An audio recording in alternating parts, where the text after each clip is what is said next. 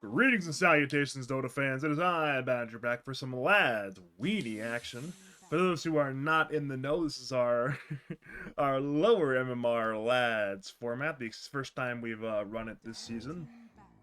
But really, I have not been up on it because I have been gone for a lot of the prep time.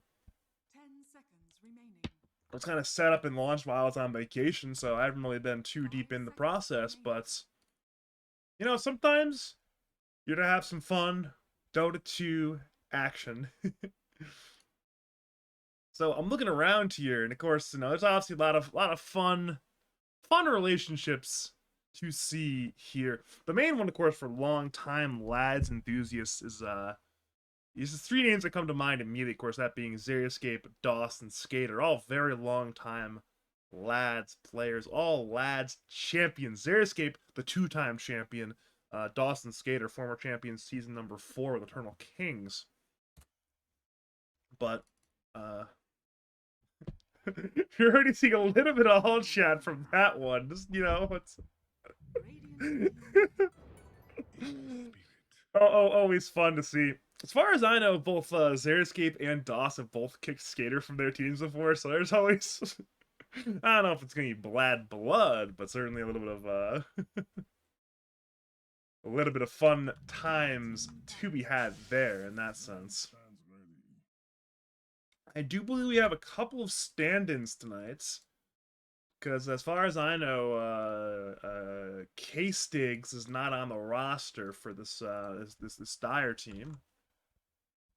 So we have one stand-in, that being the K-Stigs, and on the Radiant side, I think they also potentially might have a stand-in. I think they do. I think October is also a stand-in there. So, you know, a little bit of stand-in on stand-in action. Apparently, we are requesting that Teal, aka Cyan, aka DOS, receive a Nobel Prize.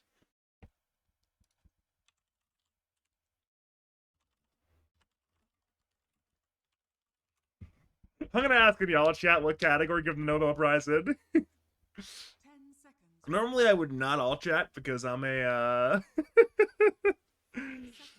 I'm an upstanding professional. But you know, I feel like in the lads weenie environment it might be more appropriate than normal.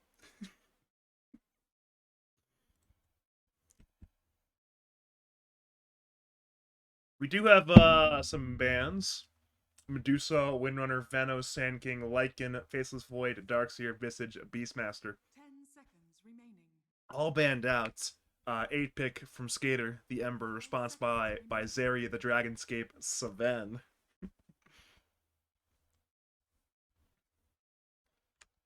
We are in a we are in a bracket, by the way. For those of you, we are in the playoffs for lads weenie. We are in the losers side. Correction, the winner's side of playoffs. My bad.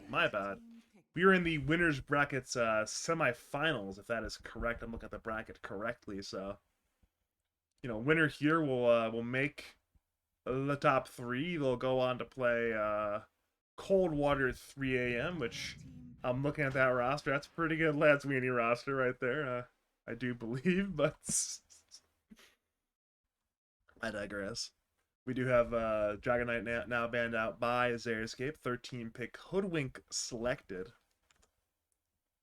It's definitely winning this series a good idea, as it tends to be in the bracket, of course. You know, winning good, losing bad.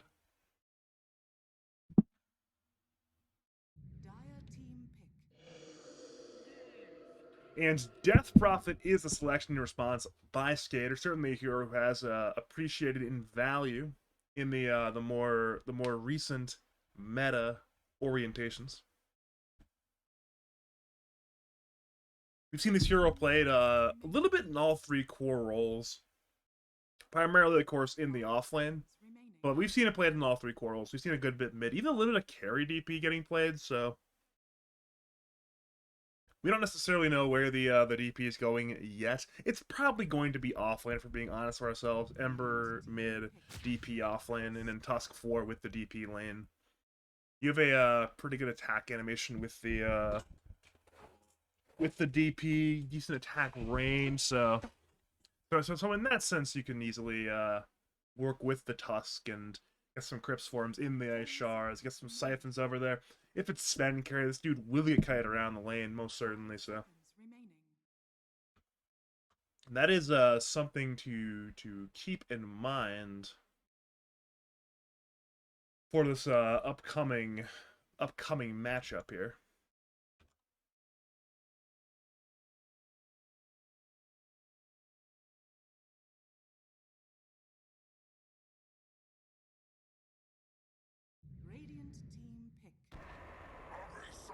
And okay, so you have an Underlord selected by Xeriscape. This is a hero who has definitely been seeing a little more of an uptick in picking.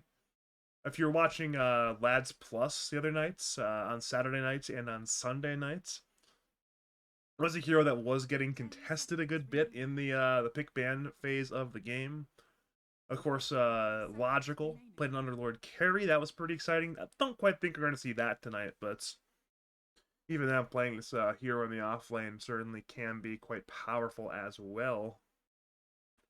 Not that I'd be opposed to the Underlord carry. I think that actually might be the sort of hero that could lane very well into a DP Tusk lane. Because you're just so tanky. And the follow-up pick is that Earth Shaker. So a lot of brawling heroes selected. Not too many massive sort of set-piece teamfight spells as well, so you could see some very spread out brawling throughout the game where an Echo Slam, DP Exo, not too many long important cooldowns. Even then, you don't really need the Exo or the Echo Slam that much.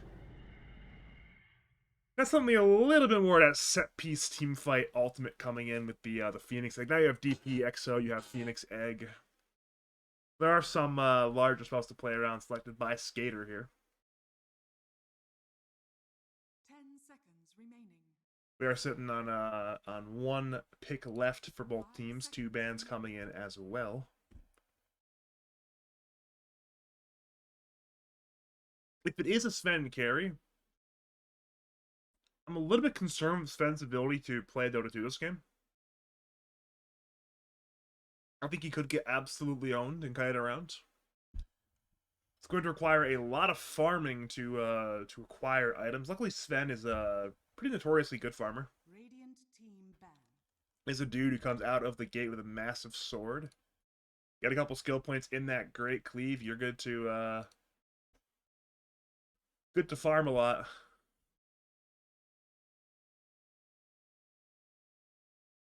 So it seems like Skater thinks he's finally played support, which we have seen a lot of in the modern meta. He banned out Jug, who is most certainly a carry-oriented selection. Pizzadog, Xeriscape also thinks that that Dire need a carry. He's banning out the Ursa, so a lot of carries getting banned out. We 24 pick for Xeriscape, certainly an enviable spot to be in at this stage of the draft, where you have a lot of flex potential at this point. 10 seconds remaining. What do you do with these heroes, though, is a little bit interesting. Where you have a lot of flex potential, but well, to what exact direction is good this game? That's the more interesting part of it. Is it Shaker Core, perhaps? Is it Hoodwink Core, perhaps? Do you Rumble Stand Underlord Cores and then go with a mid 24 pick? I'm not entirely sure. I mean, if they're feeling really bold, they could go like Underlord mid or Sven mid. Honestly, both don't lane that badly into an Ember Spirits. I don't quite think we're going to get it because that's a little bit too unorthodox, one might say, but it's definitely not impossible. I mean, I wouldn't be all that shocked if it happens.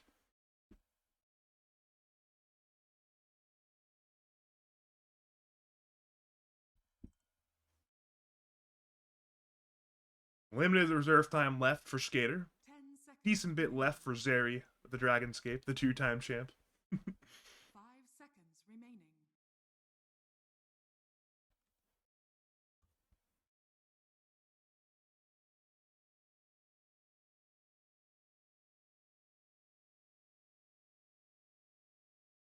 Yeah, 5 seconds left for Skater. Not too much time to grab your carry hero. It's almost certain to carry hero here.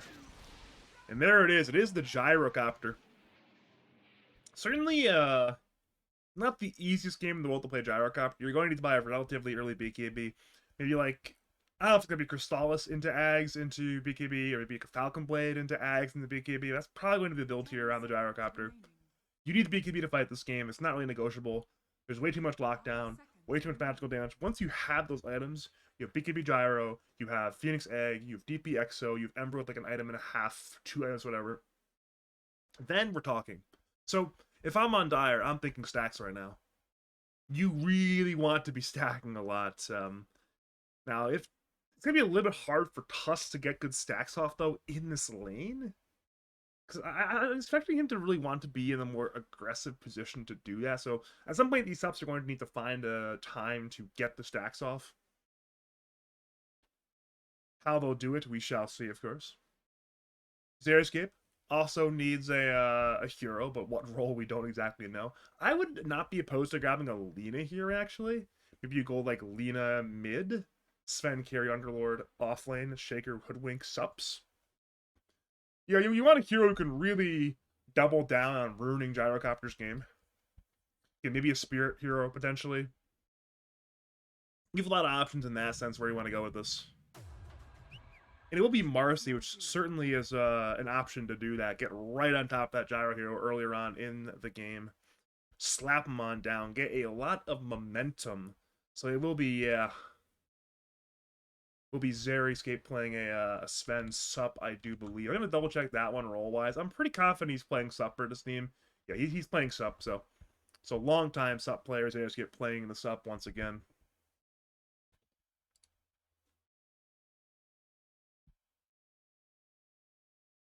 It is going to be a mid-shaker. Okay, so it's mid-shaker.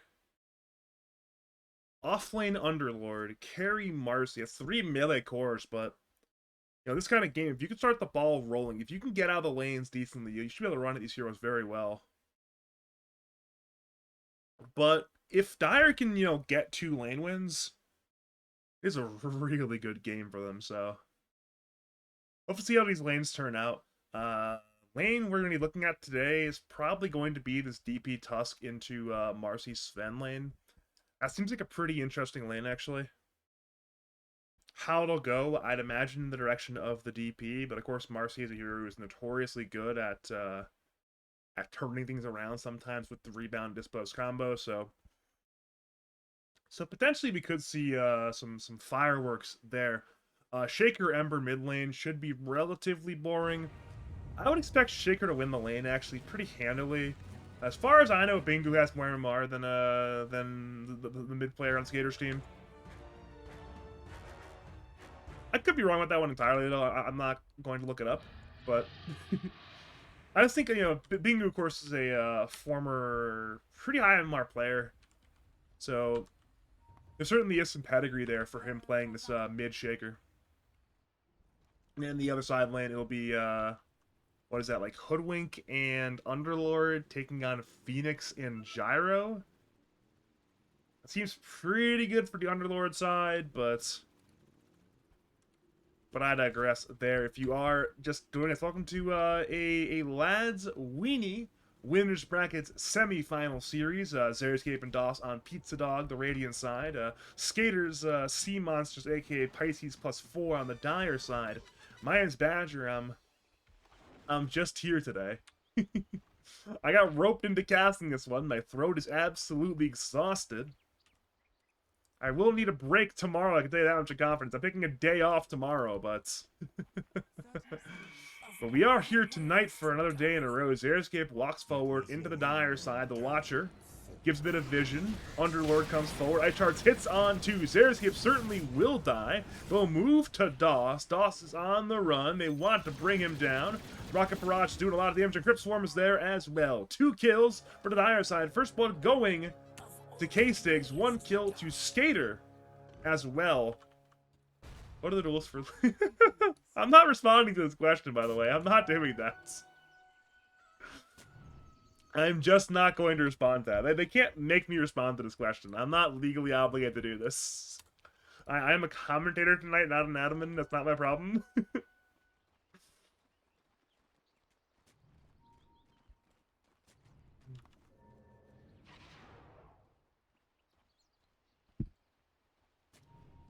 So, at this point, we have a nice little start to the game for the Dire side.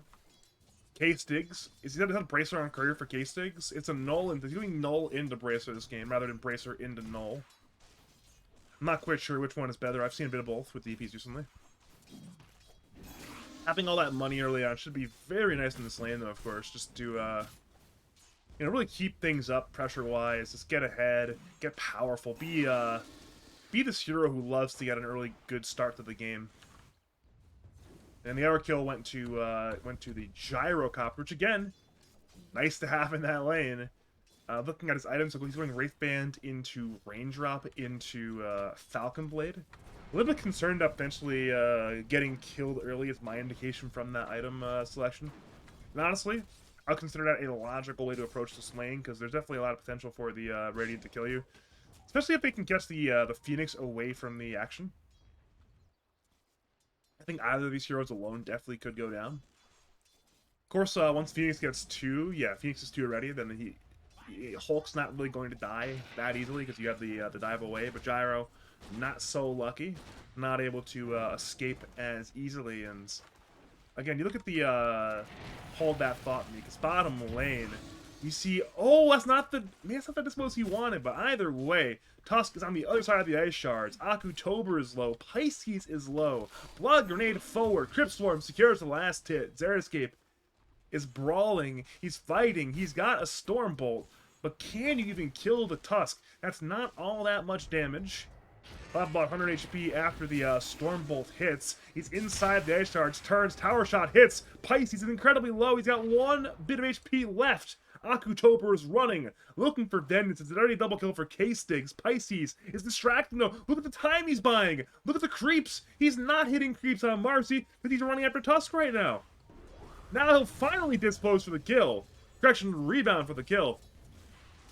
But it's an absolutely massive lane interaction win there for this Dire side. Meanwhile, top lane, Hulk goes down to Call Me the Boss. Winning that 1v1 in the Hoodwink Phoenix matchup. Which, I guess, isn't all that shocking. And Phoenix, notoriously low armor hero, Hoodwink this game even has a Blightstone, so that's a major armor differential. We're talking 5 into -1, so. Let's see with the rework to Acorn Shot, allowing it to bounce off basically off of a tree rather than off another unit. It's pretty easy for Hoodwink to win some of these isolated 1v1s. So, yeah. Dead dude, dead dude.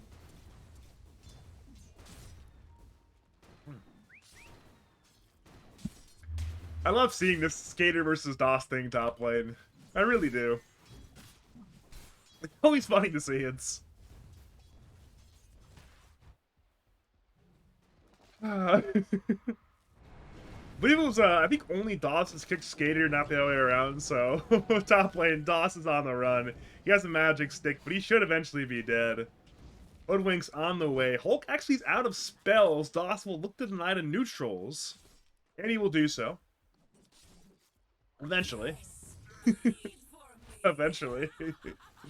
So at this point, Dire have 4 kills, Radiant have 2 kills, the neutrals have 1 kill, so everybody's on the board right now.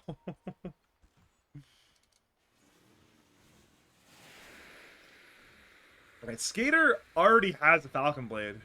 That's a pretty decent timing, I believe. Meanwhile, bottom lane, Pisces on Tusk gets isolated. Akutober and Xeriscape combine to bring him down nice and easily. And then mid lane. Looks like Bingu is having a pretty great time right now. Look at the CS differential. So Shaker, 27-11. Ember, 19-0. He is just denying stuff right now. He'll do it again, I'm sure, in this range creep. Yeah. Oh, he didn't actually. Okay. Thought he might, but Ember timed it perfectly. Got blasted on that one, I'm sure. Now top lane, dive in by Hulk. He's dropping the spirits. DOS is tanky, however, so killing that man, never easy. Especially not if you are missing a fire spirits, that's for sure. Speaking of denies, I mentioned the Shaker has 13 denies. Gyrocopter has 12 denies as well. He is well on the board right now. Just Getting a lot of denies. Notice he has 12 denies on Gyrocopter and literally only 15 last hits on the Underlord. I mean, these Radiant cores in general, they are... In the side lanes, they're not having a good time. I mean mid lane, it's going very well for Bingu. But top lane, the brawling continues. Skater is low. Doss is low. Skater turns on the boss. And Doss is dead first. The boss dies as well. It's Doss boss lane. Both in the grave. That is what I say in that case, so... Now 6 kills for Skater and Hulk in this lane. Correction, they're not all in this lane, but... A lot of those kills are in that lane, actually. Looking at the scoreboard, yeah. Skater has been involved in 4 of the kills, so... I guess 2 of them were the first blood fight, though, so it's still a lane win, but not as ludicrous as 6 kills would indicate, of course.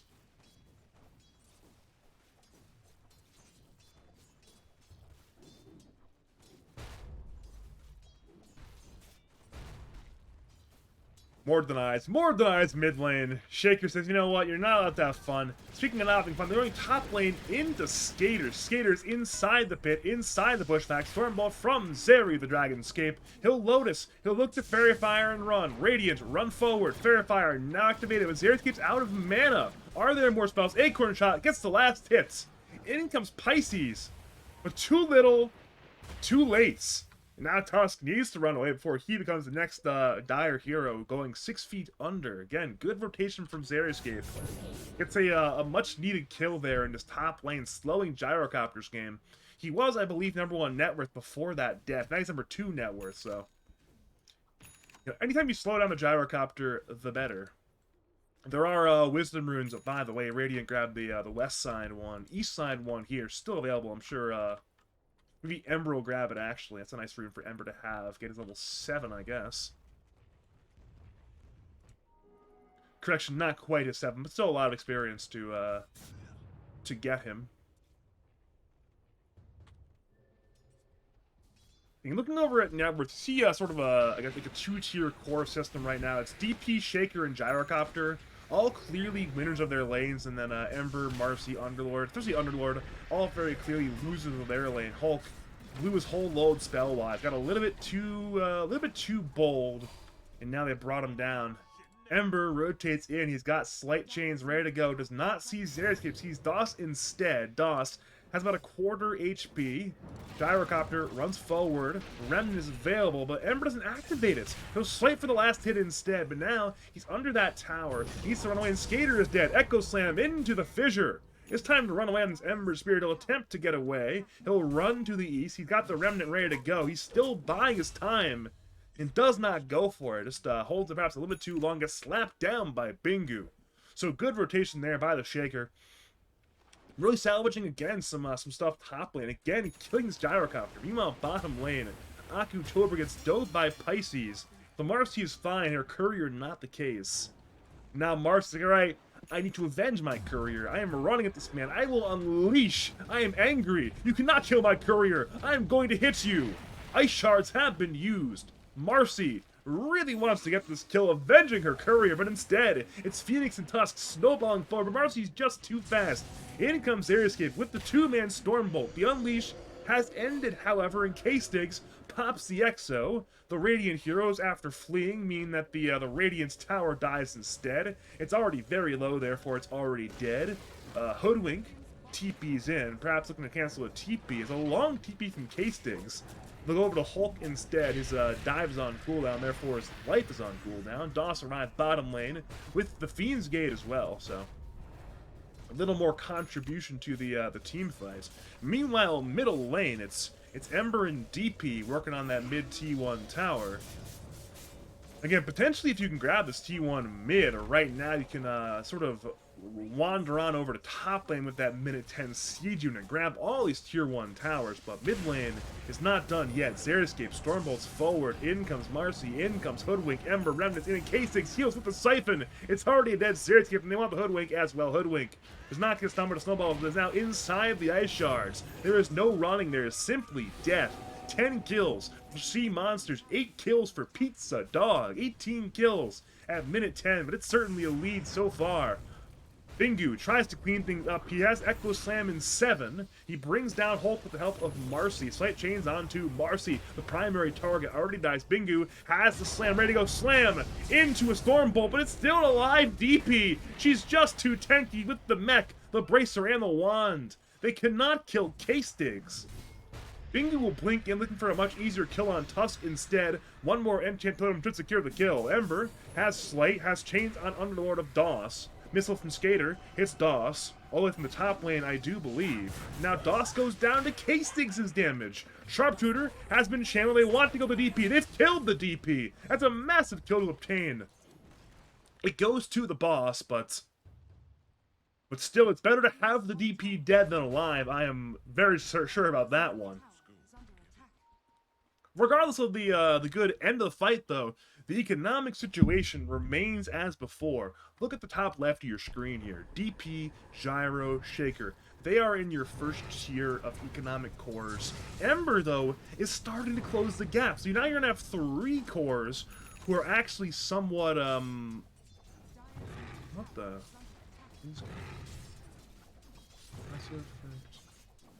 Underlord brings forth a warrior, or I did not know it did that. Either way, though, it's Ember who's closing the gap, while both the Marcy and the Underlord are very, very poor right now, so the economy is simply not good. And I'm looking over at stacks, and we're seeing, I mentioned this in the draft, it's very important that these dire stuff get some stacks off. Accelerate their Gyrocopters game. Stack here from Hulk, stack here from Hulk. Is there a stack here? There's not. But again, every stat counts. You want to give Gyrocopter simply more currency to make his game better. For Radiance, they're not great stack takers, but there are stacks being made there as well. It's double stack at the Ancients, and then none at the Western Ancients. But smoke up on 2. It's Bingu and the Scape. Echo Slam is available for Bingu. He's hunting, he's lurking bottom, perhaps. Meanwhile, top as well, there's action there. TP's into top lane. Stormbolt bottom lane, back to top lane. Calldown has been used, back to bottom lane. Tusk is there, but the top lane, Aquadober's running to the west. The Gyro Rocket level 1 will hit, stunning temporarily. Unleash comes out from Aquadober, looking to man fight and lifesteal perhaps, but he cannot do so. He is simply dead. Now the boss has been isolated in there, who was trying to help Aquadober, but instead, it's 2 dead on the Radiant side, and Exo used to secure his top T1 tower. It's already half HP, by the way, so it's not alive for too much longer.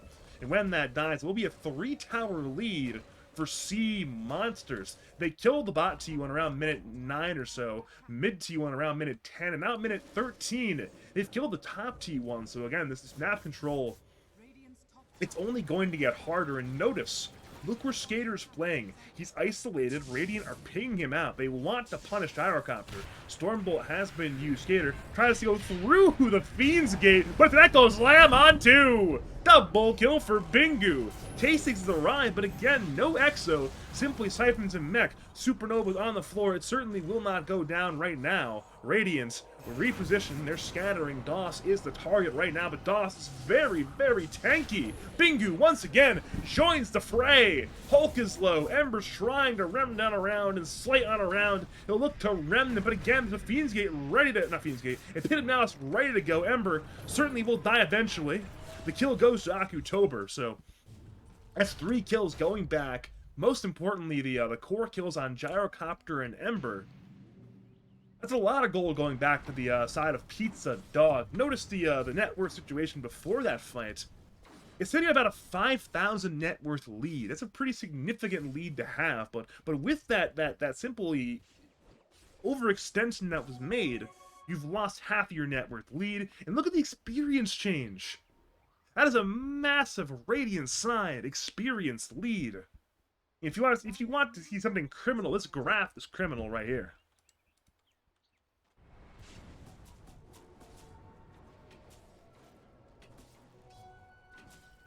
So now, what was previously a disaster class Radiant economy, it's actually looking pretty decent.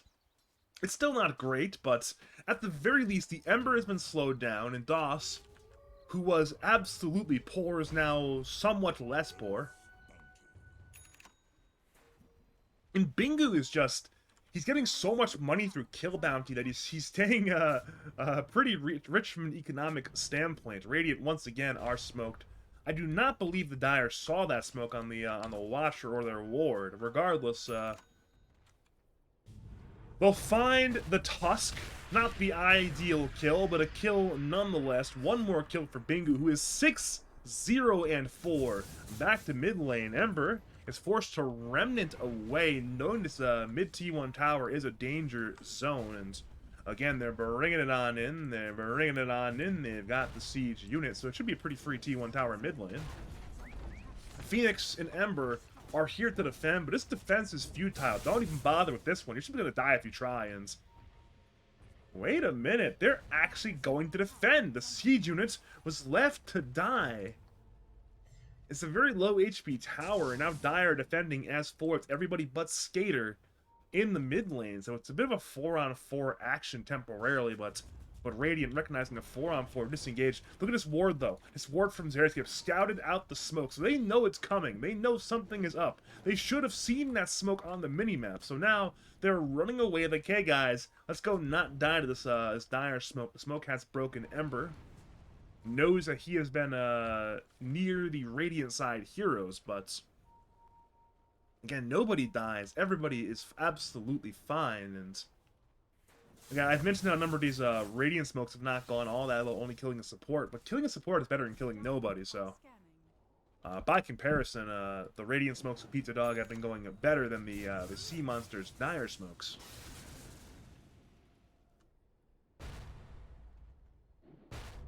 So I'm looking around at items right now. Shaker's buying a BKB. That makes sense. Mech on Doss's Underlord. We will see a first item Gleipnir on Hoodwink, as is generally expected. October still going for the Battle Fury. It's going to be a very late B Fury, though. That's, again, mid lane. Fights going on once again. Tusk and Ember catch the Hoodwink. Hoodwink to fall. And now it's Xerath's Sven on the run. We're not done yet, though, because Doss and Bingu are there. Of course, Bingu the one providing the primary damage. With him blinking away, the fight is over. Looking at Dire items, Maelstrom into Mage Slayer into BKB on the Ember Spirit there. Already a full vessel for the Phoenix. Now Radiant Smoke up on 3. They run into Pisces. He blinks away in time. They'll echo the Phoenix instead, saying, you know what? We have to kill somebody. Somebody is better than nobody. The Echo was used, but it's only Echo Slam, and they'll perhaps look to parlay that into a top T1 tower. The tower is somewhat healthy, but again, it won't be living for all too much longer. K-Stigs is on the defense, but it's a 1v4 defense. They're kiting him around right now, and they just cannot remove the DP from the top lane. Therefore, the tower, though worse for wear, remains alive.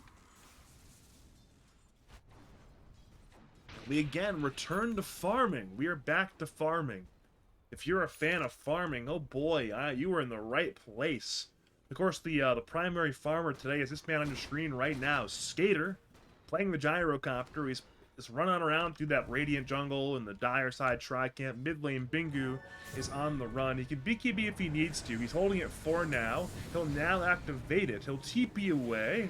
Walrus Punch cancels the TP. However, that's going to be a dead Bingu.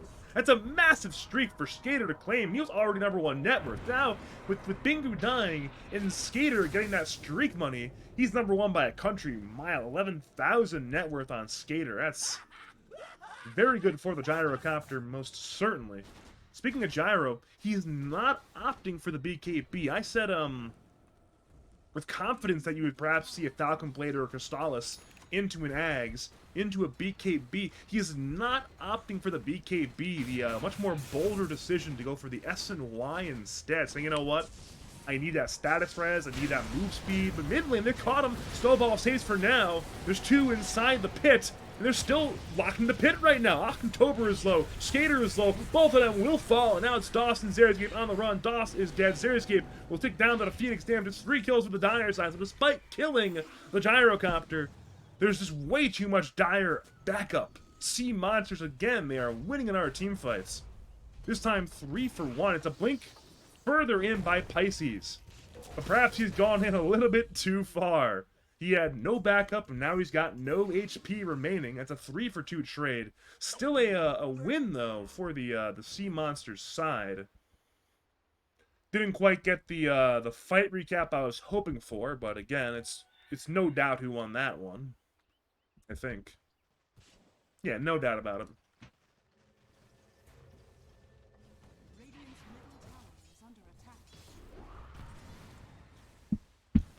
So one important storyline this game is going to be how can Marcy recover her game. Bee Fury might be the name of the game, though. The Bee Fury has been obtained. She'll go into a BKB next, so that'll be relatively soon. Of course, Marcy is 4K behind the gyrocopter, but you know maybe this skater item build might not pay off. I always think the creative choice to go for SNY over BKB is certainly puts you up to a risk a lot of these games, and again I see the logic, because one of the main things you might be worried about today on the gyrocopter is, hey, you know, this blink echo slam. It's instance. It's very hard to BKB that off. And then from there, if you get that one instant stun, there's plenty of follow-up. Sven stun, Underlord pit, Shaker stuns, Hoodwink stun, Marcy stun. Tons of stuns there. And you're really, the only save is going to be your Tusk with Blink Snowball, which we saw it again in that mid lane fight. It was pretty good, but the only problem is this Underlord hero is very naturally adept into the this this Tusk hero, because you can put down all these AoE spells and they'll be there when the Tusk is out of his snowball. So it has to be very hard to pull it off there. In the Dire jungle, the boss has been caught, brought down by K-Stig's Dire, grabbed Roshan, it's Aegis the Skater, X7 on the gyrocopter, and at this point, they will put the pressure on, looking to control the map, get some tier 2 towers, of course, and again, we have some cool stuff to go for. There's a no more Tormentor on the Radiant side. It was grabbed earlier by the Radiants, and the free shard went to Xeriscape on the Sven. Of course, the Dire Torm still is there as well, but going back for Tormentor means you're no longer applying that pressure to these tier 2 towers. If I'm playing Dire, I'm thinking, you know, control this sort of area right here, run it in top lane, run it in mid lane. Particularly this mid T2 tower is a pretty important part of the Radiant defensive perimeter, because if you can get this thing killed, then it's a lot harder to control the tri-camp, a lot harder to control the western part of this jungle. And from there, this tier 2 top is a lot softer as well. Radiant recognized situation. Pizzadog have smoked out, so both teams now have smoked. Skater shows on the lane. Of course, he'll bring it in towards that tier 2 tower, and he'll be very comfortable showing, knowing that he has 2 lives to play with. For now, though, Radiants are dodging the full siege there. Doss will look to cut the wave. He's smoked up, but he's been caught. But through the twin gate again we go. The chains from Ember could not stop it. But notice, creep, creep. They're both here, so the siege will continue. They will kill that tier 2 tower, and I don't quite think we'll see a high ground. Are we actually going to see a high ground siege? There's no way, right? There's no way, right? They're doing it, so tier 3 tower is under attack, and now it's time to defend, I suppose. Acorn shot has been used, the wave is lost, but in comes the next wave. There won't be that much backdoor to play with in that case. We are splitting the map, though. We see Marcy bottom lane, Sven mid lane, and Dire are TPing to both. Akutober runs from Skater, and we see Xeriscape just somehow fine. Back to Akutober. Missile into call down has been used. It'll be a very dead Marcy. Back to mid lane. Ember is going in for Zeri the Dragon Escape. He accepts his death. Like, you know, guys, I'm dead. I'm gonna hit the creeps. He grabbed the entire wave, and he's running top for another wave. Oh, this is so hilarious. He is so dead. There's no way you could possibly live here, right? Right? There's no way he can possibly live here, right? Snowball will stun, but if it doesn't, it's too short. He's simply running away. They can't kill him. He's too fast. He's juked him out. He's actually going to live. It's actually impossible what just happened. We have witnessed the impossible.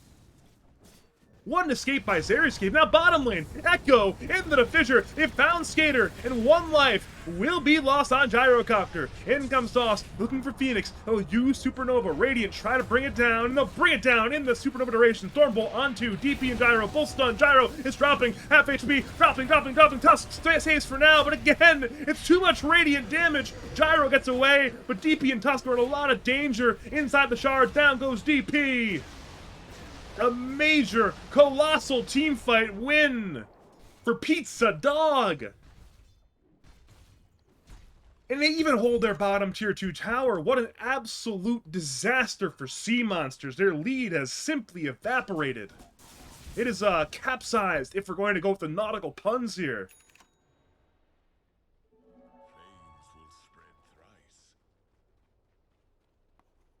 At this point, again, the one saving grace is you kept Gyrocopter alive. Had he have died there, that would have been even a worse fight. So again, good saves there to keep the Skater Gyro in the game, but to lose that much for that little is not ideal. Now Ember is remnanting forward, runs into Xeriscape, but Ember might just die immediately. The stuns were stacked, but apparently not stacked enough because Ember is dead again. Doss secures the kill. Phoenix dives forward, vestaling Bingu. Bingu gets silenced. Doss is in the front lines right now, backed up by Zeri. The Dragons hit. Phoenix has no dive away. He'll self-Yules, but the death inevitably will happen eventually. BKB from Marcy, blink in by Bingu. One more kill for the Radiant side, 2 dead already. Akutober, BKB activated, runs forward for more, but cannot find a third kill. But look at Xeriscape on the off angle. Look where he's running to. Look where he is. He's getting the early ward up right now. They have a much bigger plan on their mind than just grabbing another team fight win mid lane. Zeri runs into Skater. Stormbolt hits. Bingu enchant totems forward into the picture, into the DOS damage. He's inside the pit and still no BKB. They're locking him down, but another save from Tusk. Echo Slam a little bit too late. Gyrocopter still low, finally dies, but Dire want vengeance. K-Stigs has the siphons, Doss is low, Bingu is low, they might kill both. Bingu stuns 3 with Fissure. Remnant forward by the Ember, he has Slight in 4, can Bingu get away? Ember cannot find Bingu, he escapes on Shaker, pushback on 2, Acorn's not to follow, Xeriscape is fighting, the boss is fighting, both will fall, double kill for Ember Spirits. More absolute chaos. And Marcy is still here, by the way. Her BKB's up in 20. This fight might not be done yet. It is simply a raucous Dota 2 game. A chaotic game going on. This lead that was once a massive 7 or so K. Mid lane, we're still fighting, by the way. K-Stigs has his Greaves on cooldown. And he's been unleashed upon. He's dead. So the lead that was about a 7,000 gold lead, a little bit less than that, but like a 5,000 or so, 6,000 or so gold lead for the side of Sea Monsters is absolutely gone, and then some. It's now a Radiant side lead, a 2K Radiant lead. So Pizza fucking Dog are feeling themselves right now, and what was a very difficult Dota game to play has become a hell of a lot easier.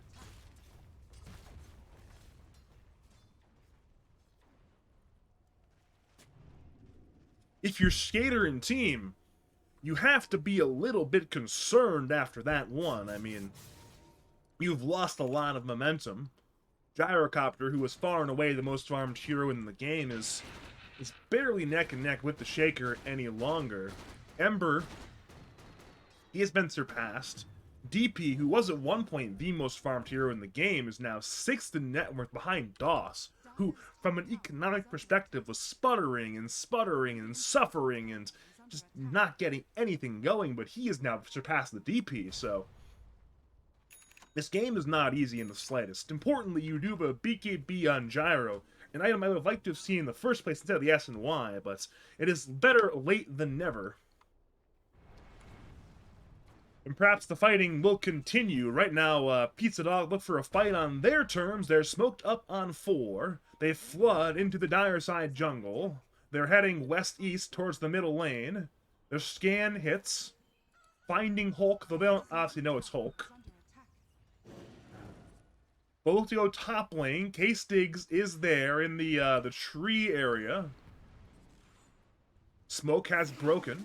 They know he's over here. Bingu runs into K-Stigs. K-Stigs drops the silence. Gleipnir is the opening salvo. And now, the Guardian Greaves Purge removes the Gleipnir debuff, keeping the DP alive. The tower, though, is not so lucky. The tower cannot cast silence. It cannot remove the Gleipnir debuff. Therefore, it simply dies. The last it goes to Marcy of October.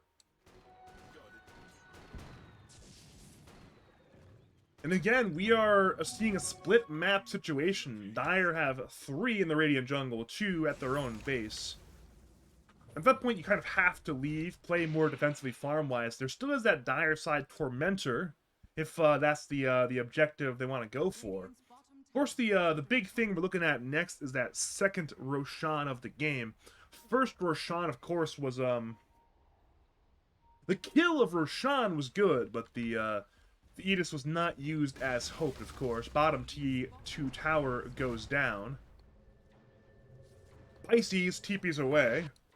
And Ember TP's away as well. But again, we are in the window of Roshan respawn. We're about, I think we're over 9.5 minutes now since the last Roshan died. Nearly 10 minutes now. So both teams know, like, hey, if we timed it, Roshan could be alive anytime. It's actually mathematically more likely than not that Roshan is alive. But again, someone's gonna walk in there like, hey guys, where's my good friend Roshan? Not here quite yet, sleeping in, didn't make up when his alarm went off, I guess, but eventually that'll happen. Mid lane, Dire Smoke is Echo Slam! Oh, it's huge damage! Ember is so low, the Remnant away, Sharpshooter gets barely sidestepped, Bingu is now low, Akutober is fighting, Hulk to fall, Pisces is low, everybody's low, and Skater's trying to fight, but he cannot fight! He lacks the HP! Double kill for Marcy! What a fantastic Echo Slam from Bingu Dote! And now, they want more. Ember gets away, he's running back to the middle lane. But they're going to hunt this man. They do not want to let him live, of course. Instead, they'll go for a much easier target in the DP, who is tanky, but nowhere near as maneuverable as the Ember Spirit. Not that Bingu isn't trying anyways. Ember and Shaker are on a 1v1. Shaker actually will lose the 1v1. Back to DP, she's still alive, has Greaves in 6. There's huge heals from the Siphons. They cannot kill this man. He'll Greaves heal eventually. Now Ember, fresh off killing Bingu, TP's in as well, forcing the Radiant to escape. The ending of that fight did not go as expected. Again, it was all Radiant early on, but with this this Ember solo kill on Shaker, suddenly a lot there. That's 1,100 gold going back to Ember after getting the kill on Bingu, and as a result, we are once again looking at Roshan, but it will be Radiant who will grab it this time around. Akutober is unleashing on the Marcy. It should be a relatively contested Roshan, though. It's still above half HP, and Dire are on the way. Looking at Dire Vision, they don't quite know what's going on, but they know Roshan could be under attack. It's a bold play to go for this play without Bingu. And now look at Roshan, still 3,000 HP, and Dire are aware. They're dropping wards on the floor. They know they need to control the area. Roshan's still being taken, though. Silence on the floor, hits 2. Skater has a call down in the pit. Look at Roshan's HP, 4 HP. Who grabs it? Marcy grabs Aegis. Supernova on the floor. Dire are fighting. Radiant are fighting. Echo Slam on 2. Tusk has fallen, but the Supernova stun hits 3. Sharpshooter hits K-Stigs. K-Stigs dies on DP. Double kill for Bingu. It's time to run. Dire got the last hit on Roshan, but they have lost way too much in return. Aegis goes to the Radiants. The fight win goes to the Radiants. Where did Banner go? It at least goes to Dire. Pisces got it on the Tusk. But what an absolute disaster once again. Pizzadog, they are in the driver's seats. Honestly, not only are they in the driver's seat, it's not even in neutral. They've got it in first gear. They're rolling on ahead to a very strong game state right here, right now. But Ember attempts to turn things around, goes in for a Hoodwink, but Hoodwink is just a little bit too invisible, and as a result, lives.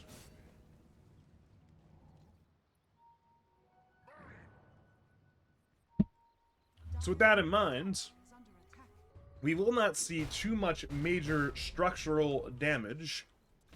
We'll see a tier 2 mid die, meaning that now Radiant have claimed their 5th tower. They're actually still behind by a tower. Dire have one outer tower, just bottom tier 2 still on the map. The Radiant tier 2s are all piles of rubble at this point. I do want to point out, though, again, this Dire Tormentor is not died. The Radiant Tormentor has now respawned, so, you know, it's a difference in philosophy with the Tormentors this game. Radiant prioritizing a little more highly, but clearly not that highly because the Radiant one is still there. Top lane, Doss is really alone right now. They should kill him. He'll attempt to do whatever he can to survive, but there's no living, simply dying, punched down by Pisces. The Fiend's Gate, where is the Fiend's Gate going to? We're going through the Phoenix. I'm ready to go through the Phoenix. The Echo Slam, the Phoenix. Phoenix is already going to. They'll get Super Doll off in time. They'll try to kill it, but Marcy is not hitting it right now. They'll focus it. They'll kill it. But the trade will be for Sven and also for Bingu. Double kill for Ember Spirit. Skater dies solo to Marcy. Now Marcy wants more. She's still unleashing, looking for K-Stigs, looking for Pisces, and K-Stigs cannot win the man fight. It's a punch up against Marcy. Marcy will lose 1 life, but still has 1 more to play with. When Marcy respawns, there'll be a 2v2 fight. Marcy and Hoodwing versus Tusk and Ember. Gleipnir is dodged by Pisces. Akutober looks for more, but it should be the end of our fights. Overall, a 3-for-3 affair. Doss, with his last breath, puts up the Fiend's Gate for his team to go through. Ember should be fine here, by the way. I don't think they can both lock him down and kill him and also cover the Remnant, so Ember will simply survive. Surely. There's no way he gets too greedy here, right? There's no way he gets too greedy here. He might have... Never mind. That's a bit of an awkward stun stack. Doss stacked out his pit duration with the Atos. I don't think the kill happens anyways, but with that stacking, there's absolutely no shot the kill happens, so... Because there's not enough lockdown time for Marcy to rebounds. But even with the rebound, I don't think you can get the kill. I guess you can dispose to keep him in for a second pit hit, but... Yeah, it's probably not happening.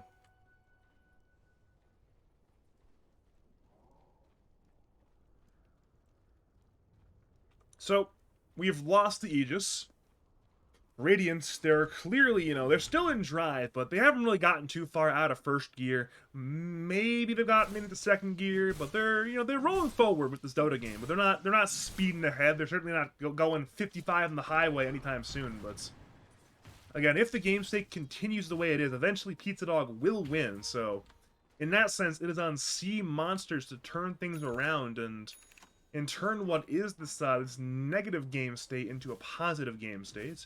Akutober looks for a bit of a walk-up solo kill play against Pisces. Pisces sees it coming, blinks away. Back to the Radiant side of the map. It's a Radiant side Tormentor being taken. Free shard for Hoodwinks. That's 2 free shards obtained, 1 for Hoodwink, 1 for Sven. Both pretty good shards to get if I am so inclined to say so. Dire Smoke up on 5. They run into Akutober, who can BKB, but doesn't even need to. He simply walks away. The most basic of strategy, but certainly effective. The walk away play. No spells, no items, no teammates. Just walk away. I'd say slowly, but that's a pretty moderate pace, actually. I think he knew it was coming, because he had the Watcher taken, and I thought for a second taking that Watcher might get him killed, but because he had it, he was able to juke to the northwest, as a lot of Sea Monster heroes checked for him to the south. So in doing so, he had enough time to simply, you know, walk on away and survive, and now he's all the way leading the way top lane. Tusk will blink away, disjointing the Gleipnir active.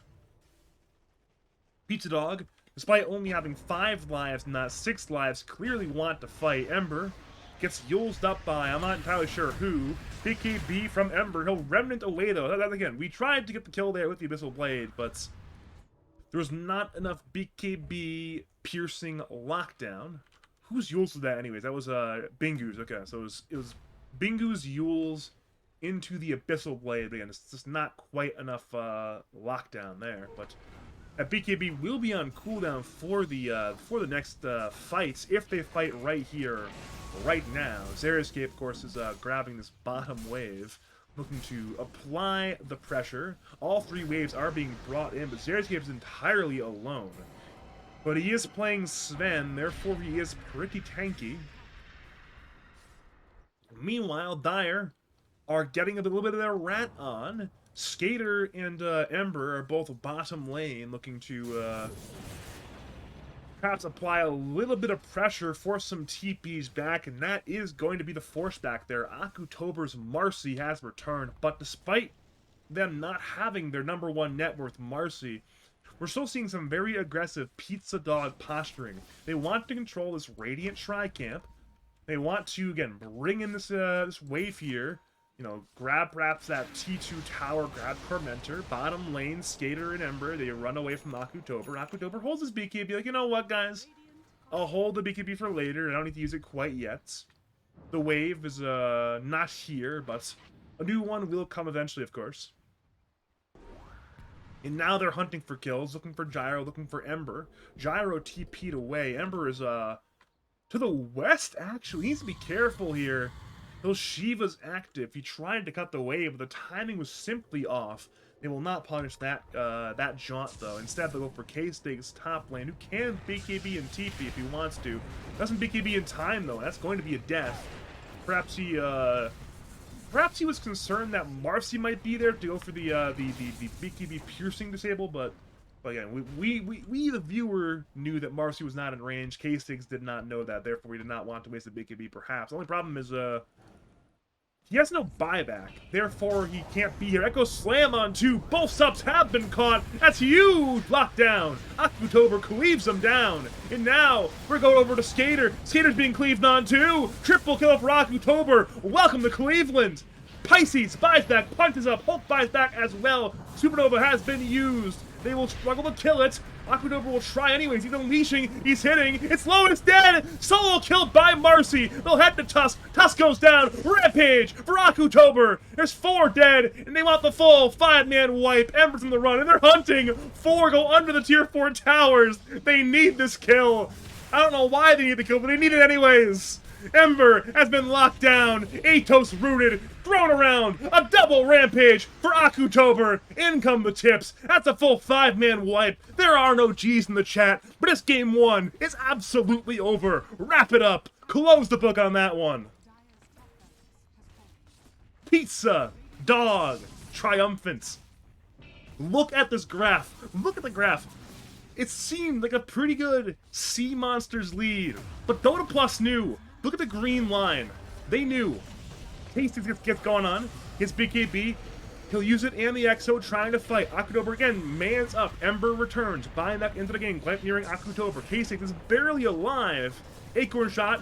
Does not get the kill. Doss runs forward. Looking for it. Can't find it. Meanwhile, Ember remnants towards Doss. Doss once again fights. Atos hits Ember. Ember goes down. Correction. He's still alive. Trying to juke things out. He'll go to his fountain. K6 is still siphoning. Skater now respawns into the game. DP is still running out as well. We're seeing all these TPs, all these respawns. Everyone's back on the Dire side. And the base is mostly alive. Ember finally dies. Echo Sun gets the last hit of the trade will be for Doss. Meanwhile, Tusk snowballs, finding Marcy, but they lack the follow-up. Akutober will unleash Abyssal Blading, destroying Pisces. Underlord now buys back. Xeriscape Stormbolt's K6 Fisher on 2. They've got Skater once again. Can he BKB in time? No, he can't. He just GG's out. And that's your game 1 over. 1 more fight.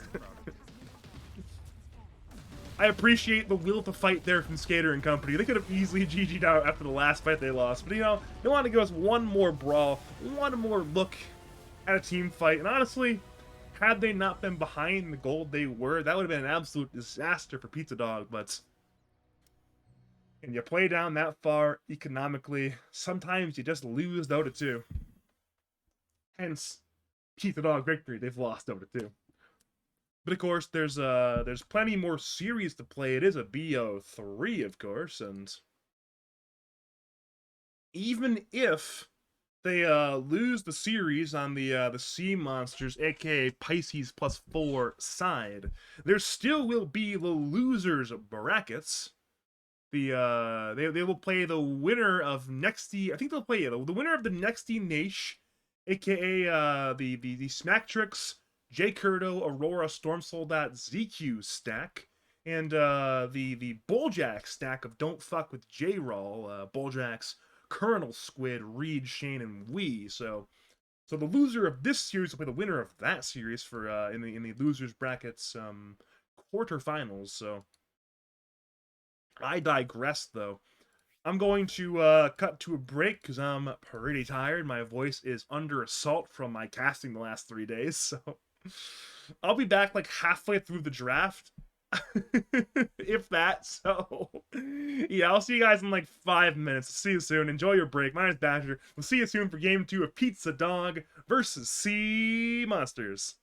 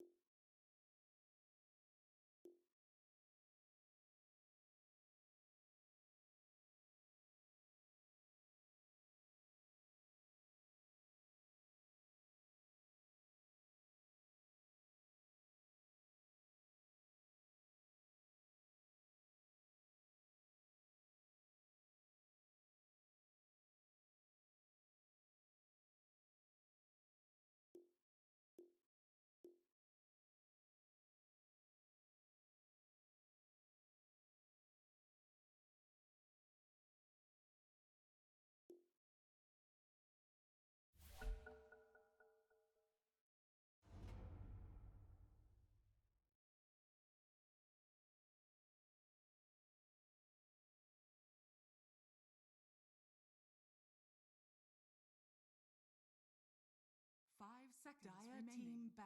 Radiant team ban. Radiant team ban. Dire team ban.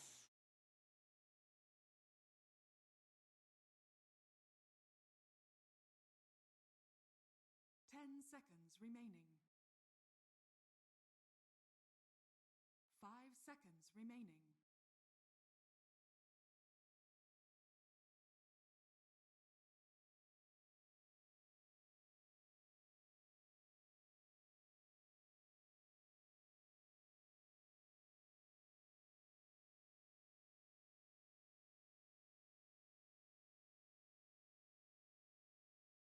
Radiant team ban.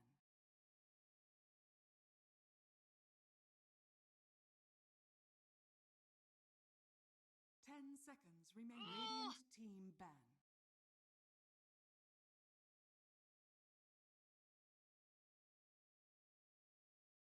Ten seconds remaining. 5 seconds remaining.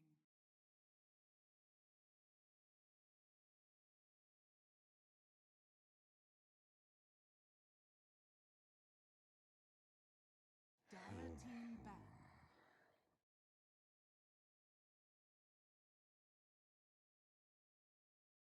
Dire team pick. Radiant team pick. Man stands ready.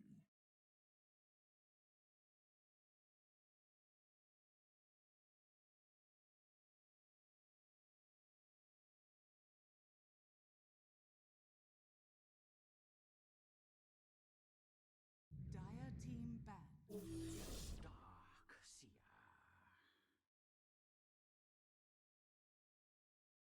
Alright, greetings and salutations, Dota fans. It is I, Badger, back for game number 2 of the League of Lads Weenie series between Pizzadog and Sea Monsters. Team ban. Pizzadog won game number 1.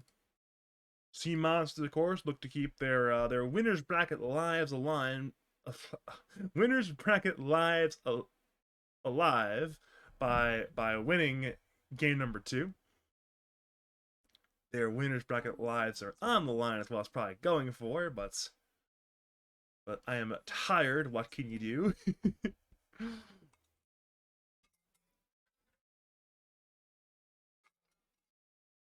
Looking at bans and picks, really nothing too out of the ordinary right now. Simply some bans and some picks. Mostly good heroes that are being banned and picked. So yeah, Medusa, Venomancer, Windrunner, Sand King, Lycan, Underlord, Ember, Storm, Visage, all banned. Once again, 8-pick Savannah. I think it was 8-pick last game, but yeah, 8-pick again this game. This time by Sea Monsters. Your response is Darkseer.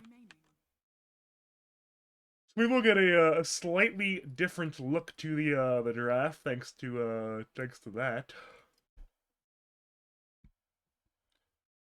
So I looked it up. It was actually 9-pick last game rather than 8-pick, and yeah, Darkseer was unsurprisingly first phase banned. So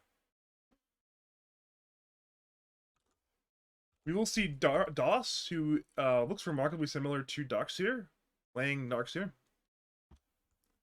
Should be a fun time there. 5 seconds remaining.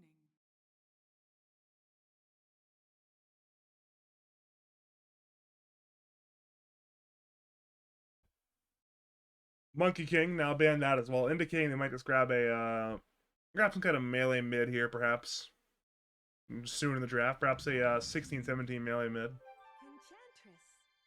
For now, it will be Enchantress though. Again, if you were watching some lads plus last night's, you've seen a bit of Enchantress in your recent future. Of course, a lot of Mr. Brightside, aka Gregory Dote, 5 seconds. playing the Ench.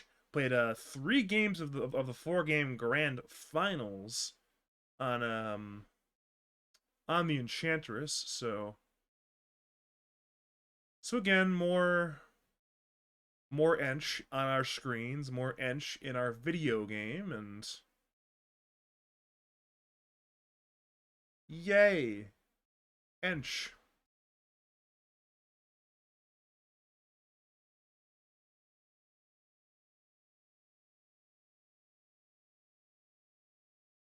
You can tell I'm a little bit mentally shot because I don't think I said anything of value in the last like 35 seconds, so my apologies to the viewers who expect a certain standard from me. If I am not meeting those standards, I will refund the money you've paid to watch the stream. But unfortunately, you paid $0 to watch the stream, so my bad, my bad. I'll step it up though. At this point, again, probably a Sven sub. Could be Sven core, of course. We'll see at least one sub grabbed here. Probably one sub, one core. Because if you grab a double sub, you're locking Sven into a core roll. Doombringer. Okay. I don't mind that. We haven't seen a bit more Doombringer in recent weeks. It's pretty good. 10 seconds. It's remaining. a pretty good selection. 5 seconds remaining. Certainly allows you to one-shot the Ench creep when the time comes. Of course, dooming a hero always a good solution to your Dota problems. You know, the hero is a problem, you just doom them. Bat Rider selected as well. So again, a little bit of flexibility being maintained. We don't quite know what they're going to do with the Bat Rider yet. Unless, as far as I know, that again, Bat Rider is not crystallized into playing only one role right now. Can be sub, can be core. 5 seconds. Perhaps I'm just outright wrong. I don't really follow Bat Rider meta trends too closely.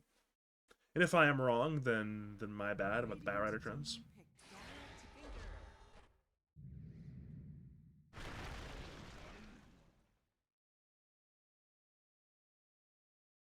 Okay, Tinker and Tiny both selected. Tiny, of course, tends to always be good in Dota over the last 15 years. Tinker, though, is a hero who, unlike Tiny, is very rarely good. Of course, there have been patches here and there where Tinker has been one of the best heroes in Dota. For those who remember TI4, in the immediate meta going into TI4, Tinker was like the top dog. You know, people were, it was like Tinker Naga. Tinker Naga was really where the meta was expected to be for TI4. It's where a lot of European teams actually played at TI4. They were grabbing these, late game Tinker Naga sort of drafts. That's why Europe had probably the worst TI ever at TI4, because they were grabbing this incredibly outdated meta, while the Chinese teams are pushing a new meta, the much more active meta with, heroes like Lone Druid and Shadow Shaman and so on. But yeah, Tinker certainly can be a very annoying hero. Has gotten reworked a couple times here and there. At this point, I'm not quite sure if it's going to be more like a Battle Tinker or what. You have the built-in sort of travels anyways, so should be interesting to see what happens there. Response is the 18 pick Primal Beast, who, again, almost certainly a core, but what core role? Probably mid, but we'll see about that one. We're in the last phase of bans. Ursa, Templar, Assassin, Marcy.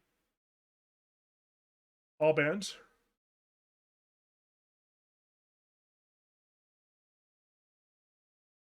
Both teams are under the impression, correctly I might assume, that both teams need a carry. 5 seconds. So again, carries getting banned. Much like last game, we will have 24 pick for Pizzadog. They used that 24 pick pretty well last game. The 24 Marcy really paid off. Even though Marcy had a horrendous start to the game, the hero had such a good matchup into the enemy heroes that it simply paid off and became this this pivotal late game to mid game even force.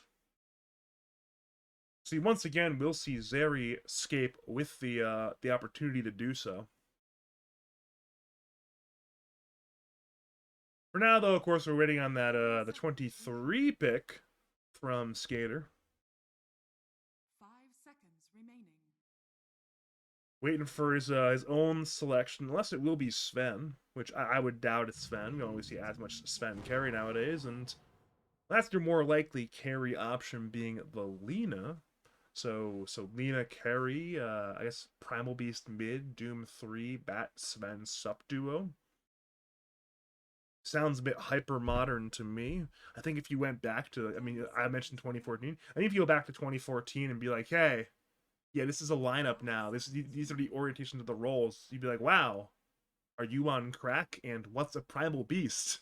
But in much more sort of hyper modern role orientation, this makes a lot of sense.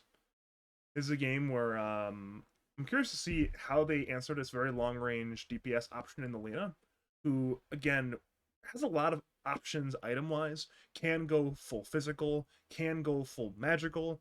I would expect to be a bit of a split build this game, but My behavior score. you have a lot of options.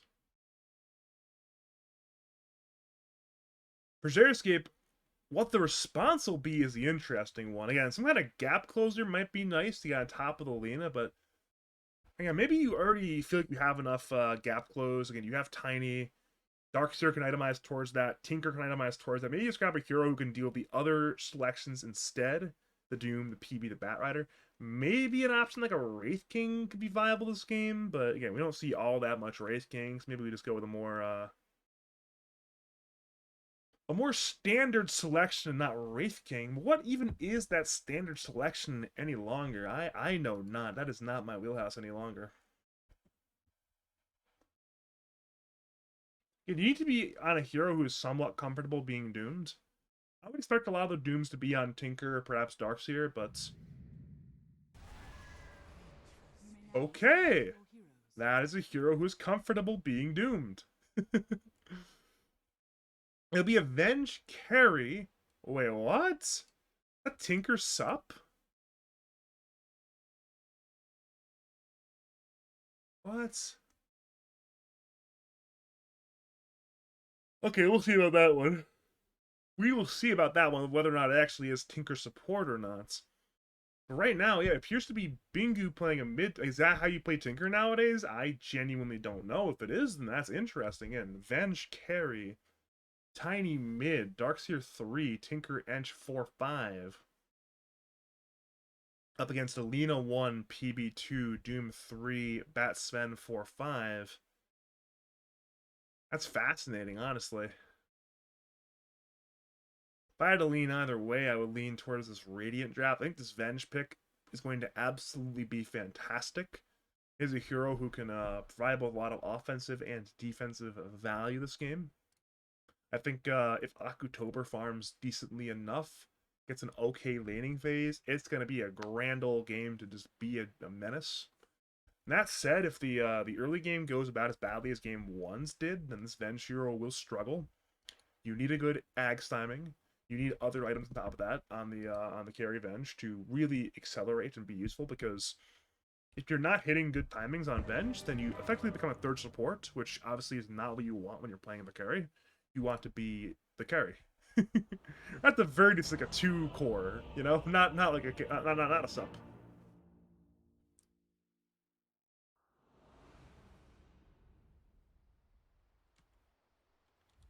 I'm looking around at items, making sure it is as expected, and yep, it is indeed Venge Carry. Prepare With a Clothing Blade, ready to go. Fascinating. You are a true friend. If you are just joining us, welcome to game number 2 of the, I should put the series score thing up, actually. I don't have that up right now. It's 1-0. Not gonna screw that up this time. But the lads Weenie series between the Xeriscape DOS Pizzadog up against the skater-led Sea Monsters. My name is Badger, and if Pizzadog win game number 2, they will go into the winners finals. But again, much like last game, Xeriscape will give his life for first blood. K-Stigs again secures first blood. It is shades of last game. K-Stigs getting first blood on Xeriscape. We saw it last game, and that gave K-Stigs playing the offlane DP last game all of the momentum of a very fantastic early part of the game, but and whether or not we'll see a repeat of that, we shall see. Okutober runs in, stuns Doom, grabs the bounty rune, and walks away. That will be 2 bounty runes to both sides. A slight advantage if you include the first blood money, but yeah, nothing too wild and crazy so far, of course. We have Tiny versus Primal Beast mid lane. I don't think that lane is going to be too wild and crazy. Should be, you know, a bit of a brawly farm trade there. Being 2 very high damage heroes. Top lane, Darkseer, Tinker into Sven, Lina. I don't know what to think about that lane, to be honest. I'd assume it's Lina Sven that'll be good in the lane, but I have no idea. He's gone March level 1 on Tinker. Apparently, it gives a heal with the facet repair bots. And then over to the bottom lane, it is Doombringer back into Venge Ench. I have to assume Venge Ench should win this lane pretty heavily, but the first blood on K-Stigs might shift that a little bit, getting him, you know, that early bracer towards his phase boots as well. So that should make his game a lot better in the off lane.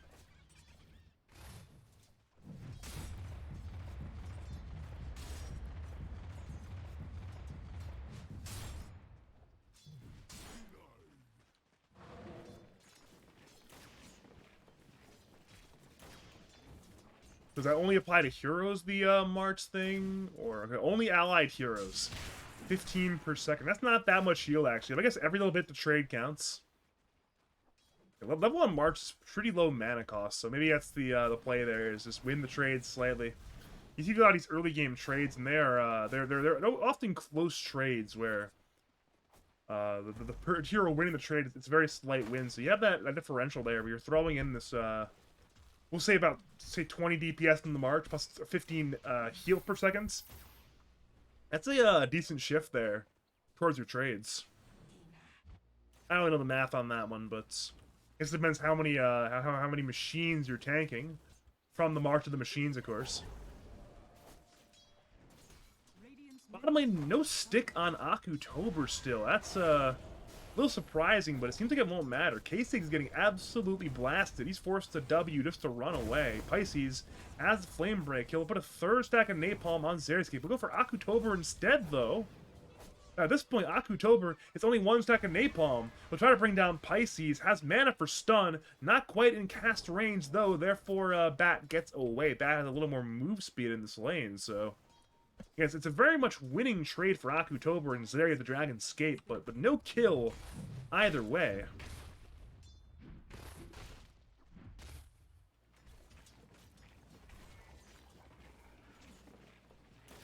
Overall, the lanes definitely are going better for Pizzadog Game 2 than they were Game 1. Last game, they were outright getting crushed in both side lanes. Now they're only getting crushed in one side lane.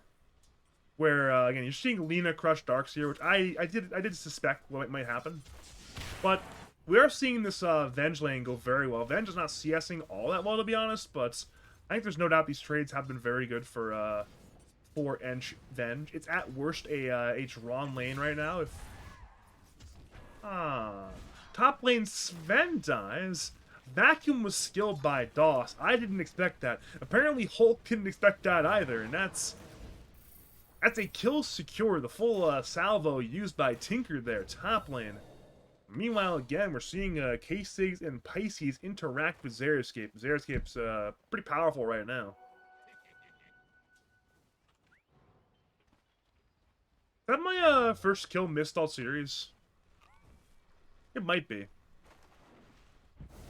Bottom lane, Akutober's on the run. He'll Lotus trying to survive. There's too much Batrider damage. Still no stick for Akutober, and now the Ench dies as well, and Pisces in the Batrider is really carrying this bottom lane, putting on so much pressure at this lane that was going pretty well for Venge, and suddenly just feeding kills repeatedly here. Bottom tower is under attack.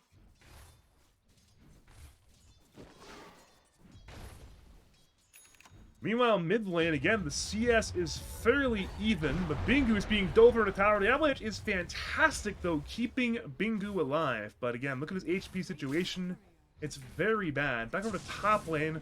One more 2v2 brawl is occurring there. Tower is under attack. Seems like nobody will die, though. LSA hits Tinker, but Tinker is apparently fine.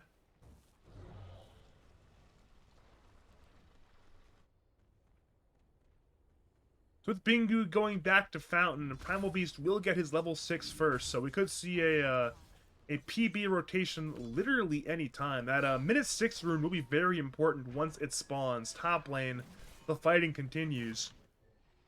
We'll see a TP in top by Bingu. He surged forward by Doss. He'll toss in the Darkseer. Vacuum misses from Doss! Avalanche on 2, but it blown it! Doss! Missing the vacuum, tried to get too greedy. One of the 2-man vacuum, instead it's a 0-man vacuum. Hulk secures the kill, and now Pisces arrives at the top lane, looking to be a Bat Rider, run down Bingu, at least disrupt the Tiny's game. Tiny grabs some bounty runes, he'll toss away the Primal Beast, but PB has Onslaught, but still gets Avalanche stunned. Well-timed Avalanche from Bingu prevents his death for now. Doss now TP's middle lane, still has Vacuum on cooldown. He'll surge forward the Tiny. There's 4 stacks of Napalm on Bingu. Flame breaks on cooldown for 9 more seconds. Pisces will not live for 9 more seconds. Doss kills Pisces before dying to Pisces. Now Bingu will toss up the PB. Bingu is low. The Primal Beast is low. Who dies first? Pulverize on Tiny results in both mid laners dying. Absolute chaos in the river. That's like a 3-for-2 trade in the river. Skater, LSA hits the Tinker. Stormbolt is up in 3. They want to run down the boss. The boss runs northwest towards his T1 tower where Xeriscape's TPing in. Xeriscape stole the Dire side Wisdom Rune. Now the Radiant side Wisdom Rune. Look at both Wisdom Runes. Sven wants the rune. He's not going to get it. Double Wisdom Rune for Zeri the Dragonscape. Fascinating stuff going on in this Dota game. More fascinating than the last game. And last game was pretty fascinating, so this is even more fascinating by comparison. The economic situation is also odd. Notice top 3 heroes. It's Doombringer, Primal Beast, and Lina Inverse the Slayer. Followed by 4 Radiant heroes, all relatively similar net worth. The Doss Darkseer, the Bingu Tiny, the Akutober Venge, and then 7th in net worth by a decent margin is that boss Tinker. Tinker easily could be more farmed than multiple cores this game. Mid lane, pulverized once again on Bingu. Bingu is under 3 stacks of Napalm. The Flame Break was already used. Now Xeriscape and the boss arrive, looking for the PB. PB's half HP. Tinker gets tossed in by Bingu, but PB has 1.5k HP. He's just so tanky. Regen rune goes to PB. He'll begin the regen on up. Pisces breaks some ankles, jukes some heroes around. Meanwhile, top lane, Skater and Hulk bring down Doss back to mid lane once again. It's Bingu interacting with the PB. PB blew the onslaught in this case. Now PB gets tossed towards his Bat Rider. In comes Hulk, Stormbolting 2, they'll focus Xeriscape. The fight is so long, there's another Pulverize in the same team fights. That's a short cooldown ability, but still, they've been fighting for about a minute at this point. Now Venge arrives. Venge is level 5 right now. There's no swap for Akutober. Meanwhile, bottom lane is K6 and Doss fighting. Doss is playing down 2 levels in this brawl. This is... Radiant's top tower is under I don't want to call it crazy again, but this is some odd Dota 2 that's occurring in all the lanes, really. Seems like it is sea monsters that are having a good time right now.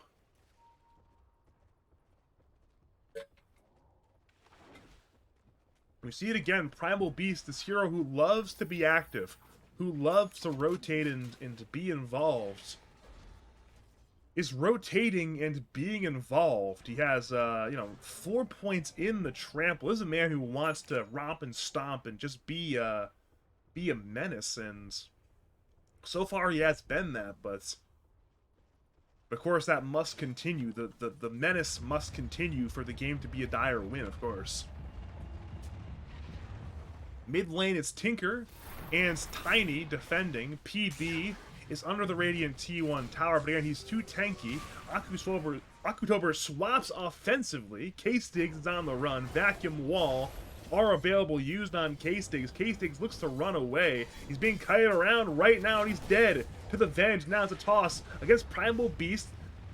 Bingu perhaps could have went for a toss to an allied hero, but instead, he'll just do it in place. Now move to Hulk. Tanks an Avalanche, tanks a Venge, stun, but he's still running away. Venge gets tossed forward, has stun again in 11. He'll perhaps look to body block. Stormbolt hits on 2, he's now slowed by the escape. One more kill for Pizzadog, and they have begun to bring back this economic lead thanks to some good team fighting. Look at the swing there. It's a 1.2 thousand gold swing. And of course, they'll head for that mid T1 tower as well. It's low on the HP. The siege unit is hitting. Perhaps there will be a deny. There certainly will not be a defense, though. The tower is already dead. The creeps actually got the last hit. Meanwhile, bottom lane, it's once again DOS. Okay, I'm good with bottom lane. Back to top lane, we have Venge farming. So, one thing that I did mention was this sort of Venge itemization situation. He's actually not going for the Ags first. He's going for the Echo Saber, which he can do thanks to this this facet here, which turns Venge into a melee hero. So, bottom lane, Onslaught forward finds DOS. Stormbolt to hit. DOS is already very low. Venge will not swap defensively. Instead, he'll look to swap offensively. Avalanche on 2 from Bingu. Akutober is hitting. He'll swap Pisces in forward. Pisces, though, will lasso the Venge. Bingu has spells on cooldown. Pisces, with the free pathing, gets over the cliff and survives. Back to PB. He's still living. A Doom on Tiny. Stormbolt as well. Bingu is half HP. LSA hits the Tiny. Laguna, there's no mana for it now. He'll pop the wand and kill the hero, but Akutober cannot kill down Skater. Skater just has way too much damage. Eventually, K-Stigs will be the trade, but it's certainly a win there for Sea Monsters. That is a fairly dominant team fight win. It's a 4 for 2. About a 1k swing in the dire direction, and now they can begin to siege the bottom tier 2 tower. But I suppose with Tinker backing it up, I mean, he has the maxed out March of the Machine, so there's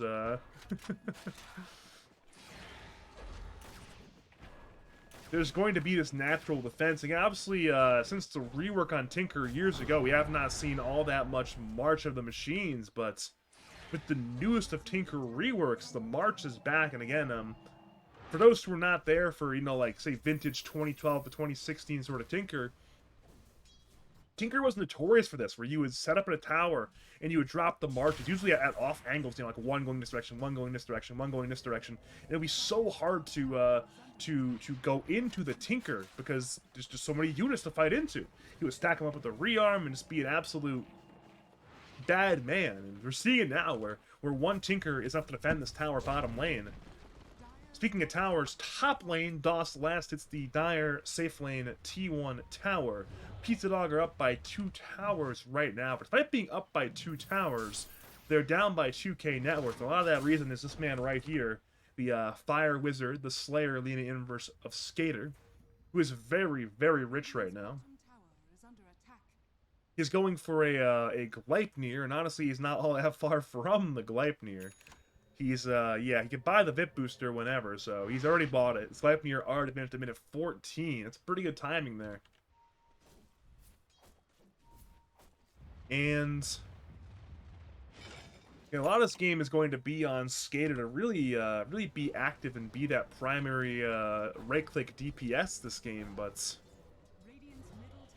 perhaps this will be the game for him to do it.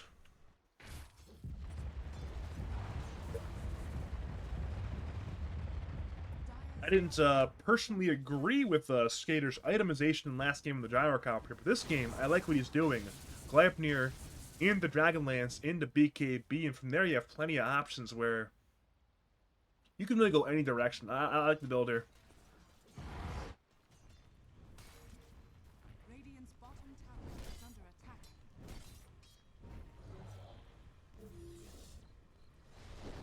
top lane, the dive by Xeriscape. The Mud Golem stuns K-Stigs. Seems like K-Stigs is mostly fine. No tank and impetus, but with Hulk TPing in, it's still an alive Doom. Barely. The bot T1 tower finally goes down, by the way. Last hit by creeps as well, so if you're keeping track, the creeps are the main tower killer of the day. 2 towers have been last hit by creeps. Only one, the one top lane to DOS by heroes, so good day to be creeps, I suppose.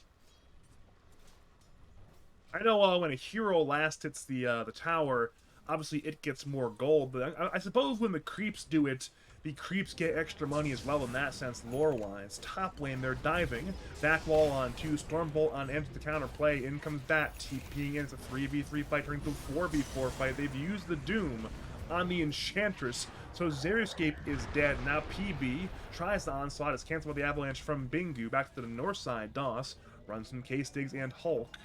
Back to the south side, Bingu's being run out by 2 as well, but it's the north side where DOS is almost certainly in danger. He'll have to use the mech soon. His surge has ended. I don't quite think he can live here. Maybe if he tries to go for a TP, there was a chance there to do it while the stuns were on cooldown. Back to the mid lane, Bingu is backed up by the boss. Back to top lane, finally DOS will die. He used the mech, but Casey gets the last hit.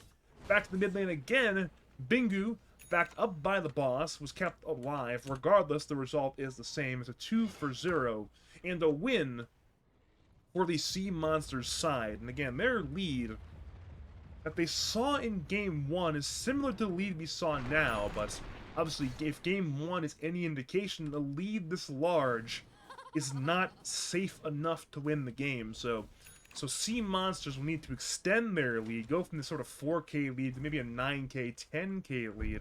Of course, to do that one, a main objective we're going to want to go for is this Roshan buddy over here.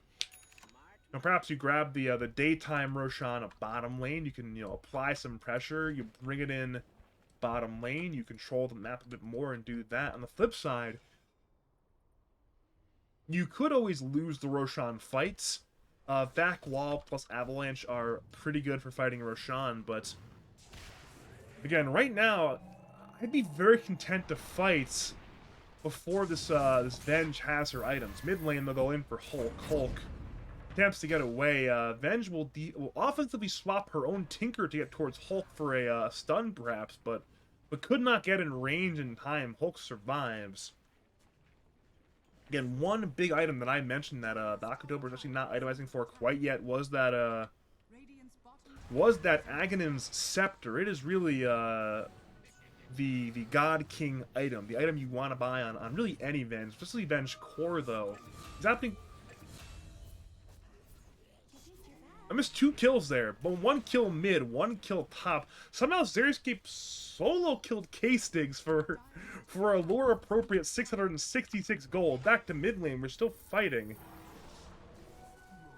Tinker has a relatively low amount of mana, but he's backed up by his teammates. Blink Avalanche toss from Bingu finds Batrider. It's another 3rd kill now for Pizzadog, and well, the lead has crumbled. They'll head to Primal Beast, who has a Blade Mail. He'll onslaught to the south side. PB tries to run. Meanwhile, Radiant look towards Skater. Bingu blinked to the high ground. Not the place you want to have blinked to. Back to the south side is there is a onslaught used into a pulverize. At this point, it's going to be a dead Primal Beast. There's simply way too many heroes. K-Stigs now respawns, dooming the tiny Hulk there as well. He's trying to fight. He's trying to win. Aquatober is dead. DOS is low. DOS goes down. Double kill for Skater. Skater's speeding things up right now. Xeriscape dies as well. It's 4 dead on the Pizzadog side. Triple kill for Skater on the Lina. And again, Dota, it's a back and forth game sometimes. We go from that 4K dire lead to the 1K dire lead, back to a 4K dire lead. The graph is not quite caught up yet, but it will be the 4K lead once the graph recognizes the state of the Dota game. So, what was initially a very fantastic fight for Pizzadog at the sort of the split map adventures mid and top turned to an absolute disaster at the dire side tri-camp. So,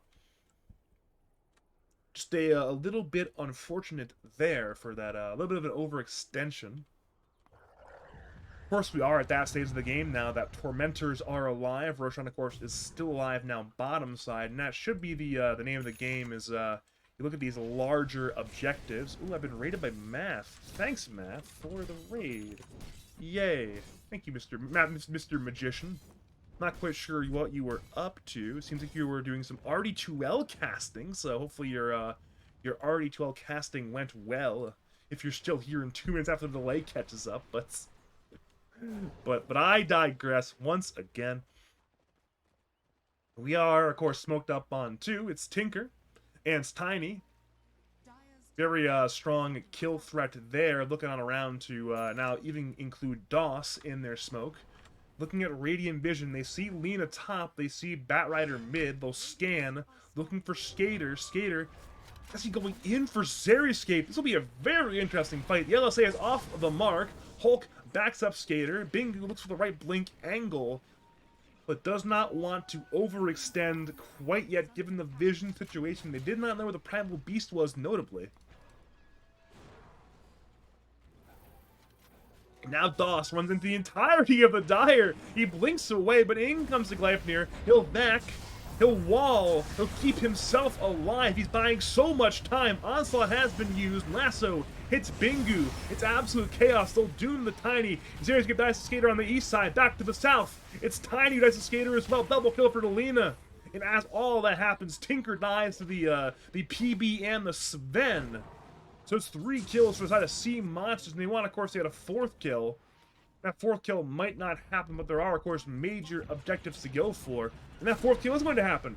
Gleipnir has been used on the Venge. Venge will not escape her death. Has 4 kills, 3 of them going to Skater X7. He's 9-0-5 on Lena Inverse. And well, there are plenty of good goodies to obtain in the bottom side of the map right now. Roshan being the main one.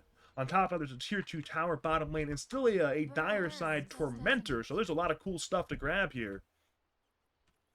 I would be shocked if all 3 were left alone, though. Usually you see with the high-level play, you do see Roshan, the targets. Over to PB. He's being gone on by Xeriscape. At this point, PB is baited in Batrider, and will end up going down. It's a good 2-man game there between Pisces and the Primal Beast. And again, more kills for Sea Monsters. They're up 22 kills to 11. And again, still no Roshan, but the economic situation continues to get better for this this dire Sea Monsters Skater captain side.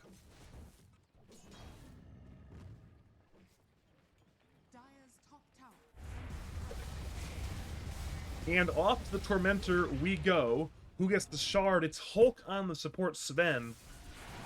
We saw it last game. Xeriscape playing support Sven last game. Got a free shard early on. Of course, it's a very good shard to get on sup Sven. The trade for the Tormentor is that top side, dire side, tier 2 tower. Bingu getting the last hit. But again, now having grabbed that Tormentor, the obvious play is obvious, of course. It is go for that Roshan. So once you have that, then you can begin to really, you know, group up as 5. Go for structural damage. And there are plenty of structures to damage. Mid T1, all the tier 2s. Blink Lasso, mid lane, finds Xeriscape's Enchantress. Xeriscape dies extremely quickly. Bingu avalanches 3. Xeriscape buys that can pulverize and doom, both used on Tiny. DOS blows everything he's got, but he's killing nothing. Venge swaps in Lena. Lena finally dies. And so far, a 2-for-2 trade. Bingu dies to Hulk. Tinker's lasso, or not lasso, his laser's a little bit late. Onslaught stuns 2. Venge looks for the dive. Xeriscape looks for the dive. Doom barely lives. Venge is incredibly low, and now Venge dies. That is a 4-for-2 so far. You got the major streak bonus from killing Lena, but you've lost a buyback and you've lost 4 heroes. Again, another win for Sea Monsters. If you look at the fight recap again, the gold, it's a slight dire advantage. And it could even be a 5th kill. Xeriscape is fighting K-Stigs. The neutrals obtain the last hits.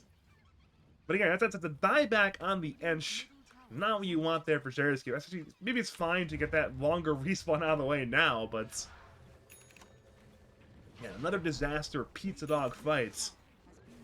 And somehow, someway, Dota Plus does not believe in the Dire lead. And part of that might be this Doombringer. Again, Doom, of course, gives you a bit of inflated gold with the Devour, with the Midas in this case. So technically, this 11k lead doesn't feel like an 11k lead. Similar to a hero like, say, Alchemist. Who, of course, obviously Doom not to the same extent as Alchemist with the inflation, but maybe Dota Plus is treating it more like a lesser gold lead, but usually you treat it, say, more as like an 8k lead or a 9k lead rather than an 11k lead. Clearly, Dota Plus still greatly prefers the Radiant side draft, because it's only a 51% chance to win, despite the overwhelming XP and gold lead. I think if Dire can obtain these major objectives, well, Roshan's now top, but you grab Roshan, you grab some of these tier 2 towers, perhaps things get better, but unlike last game, where there was a high prioritization on Roshan, it hasn't happened this game. Again, one more Doom is there, finding Akutober, and Akutober does not have that Aghanim's Scepter yet. Only Echo, Manta, and a point booster, so she'll be dead for 40-something seconds as the pressure continues bottom lane. Skater and Hulk are hitting that bottom tier 2 tower. The bot tier 2 will die. That's the meanwhile, top lane, we see Batrider being gone on by Doss. Doss used the wall, now will use the vacuum. Xeriscape slows Batrider. Tinker is on the way. Darkseer's on the way. Pisces trying to do a juke to the north side with his Blink Dagger. He'll lasso the Darkseer at this point. Eventually, Bat will surely die, but Dire are arriving on everybody. Lina is here, Doom is here, Sven is here, Tinker certainly will no longer be here very soon, and Pisces remains alive. They cannot kill the Batrider. And now Doss has to run. Xeriscape TP's away. Doss is even getting this by the Stormbolt of Hulk. Meanwhile, mid lane, Primal Beast has been caught. He's been brought down by... No, he kills the Tiny before he dies! Eventually, he's dead on PB, but across the map, it's an absolute disaster. A 3-for-1 trade, and notice where Dire won the fight. Right outside the pit of our good friend Roshan. That will be Roshan taken, and in Sea Monsters, they wanted to bring it to a Game 3, and it's looking a lot like a Game 3 right now. Of course, the game's not over yet. There's plenty of time to throw this game away. There have been no racks taken. There's only even been one tier 2 in the Radiant side taken, but this is a pretty commanding lead, if I say so myself. That's now 2 lives for Skater, grabs the Aegis, and I think we know where we're headed. Down the top lane. Perhaps looking to bring in the top waves, bring in the mid waves, control this Radiant side track amp, maybe even take the Radiant side Tormentor if they can, but again, you see Skater, I'm sure shot calling for his team, making the more conservative shot call, says, you know what, we've got the lead, we're in the winning position, well, we can go as 5, we can go for a fight that's a little more on our terms, rather than forcing things down. That amount of space, though, allows Radiant to take their own Tormentor. It's a free shard for Tinker, the Warp Flare upgrade for Tinker. I have to read what Warp Flare does. That seems pretty decent, actually.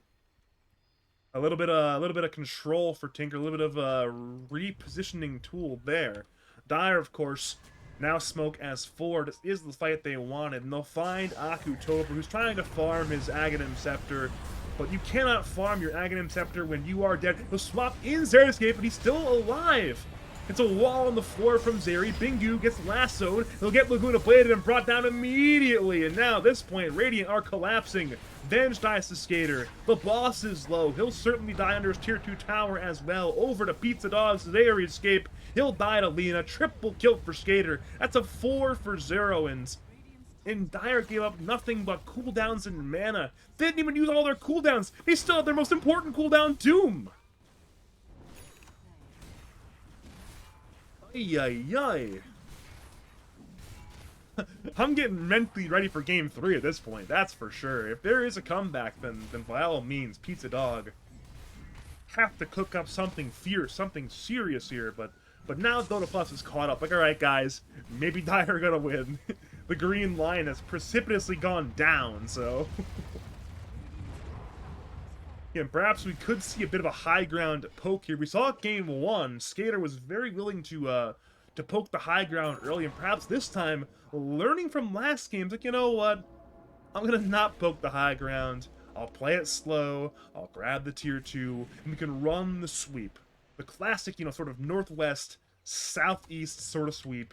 You kill these heroes, you farm more of the map, you win the economic macro game, and you wait for that all-important second Roshan. You grab the Aegis, you grab the banner, you win the video game.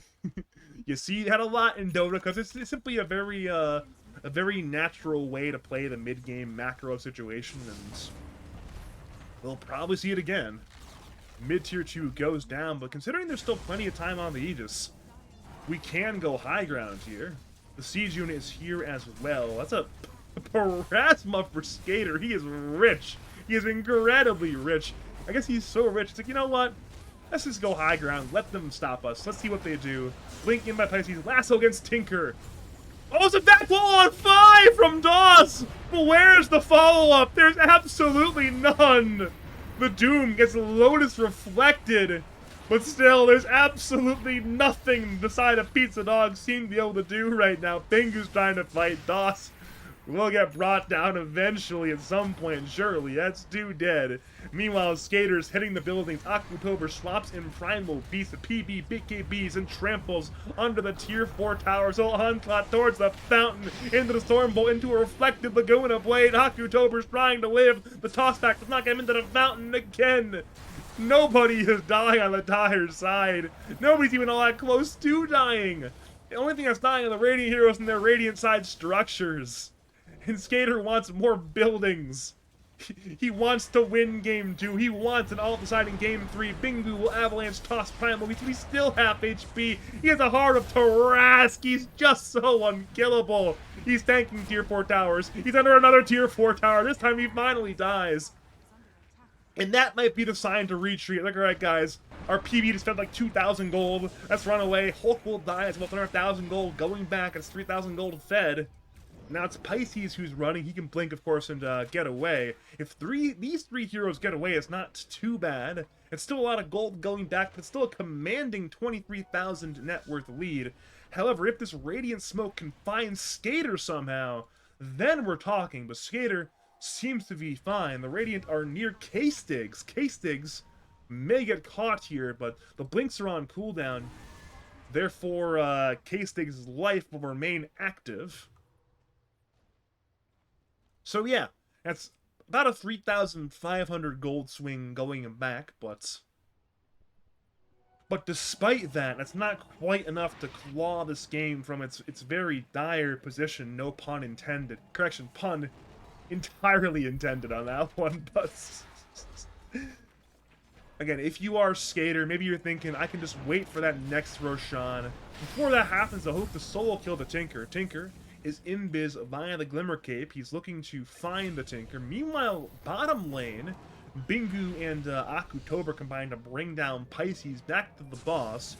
He somehow juked things out perfectly, getting away from Skater and his team. So good escape there by Tinker. And if there was a dust there on Skater, that's a kill. And again, if Jim is still watching this game, he's probably yelling like, Skater, I believed in you! You're supposed to carry core dust! And he could have easily had that instead of a windlace, but, you know, what can you do sometimes? Back to mid lane, Radiant are smoked up as 3, headed bottom towards the Primal Beast, who is stunned by Akutober. Bit of a rendezvous play right there, and it'll be a 4v1 to try to bring down the PB, BKBs, and onslaughts to the high ground. Radiant may look to pursue, but it's likely too little, too late. PB is too far away, and now at this point, they'll head the Hulk. K-Stigs will AoE Doom with an Aghanim Scepter. Akutober swaps Doom away from his entirety of his team, but now PB's ready to fight once again. Venge is under the Doom effect. Xeriscape to fall, now a 1-for-1 trade. Venge now dies. He has the Aghanim Scepter, so he will again swap. Will now offensively swap in the PB. Look to stun K-Stigs. Skater is low, and Skater has lost the Aegis. So this could be the fight if you can get a little bit more damage on anybody.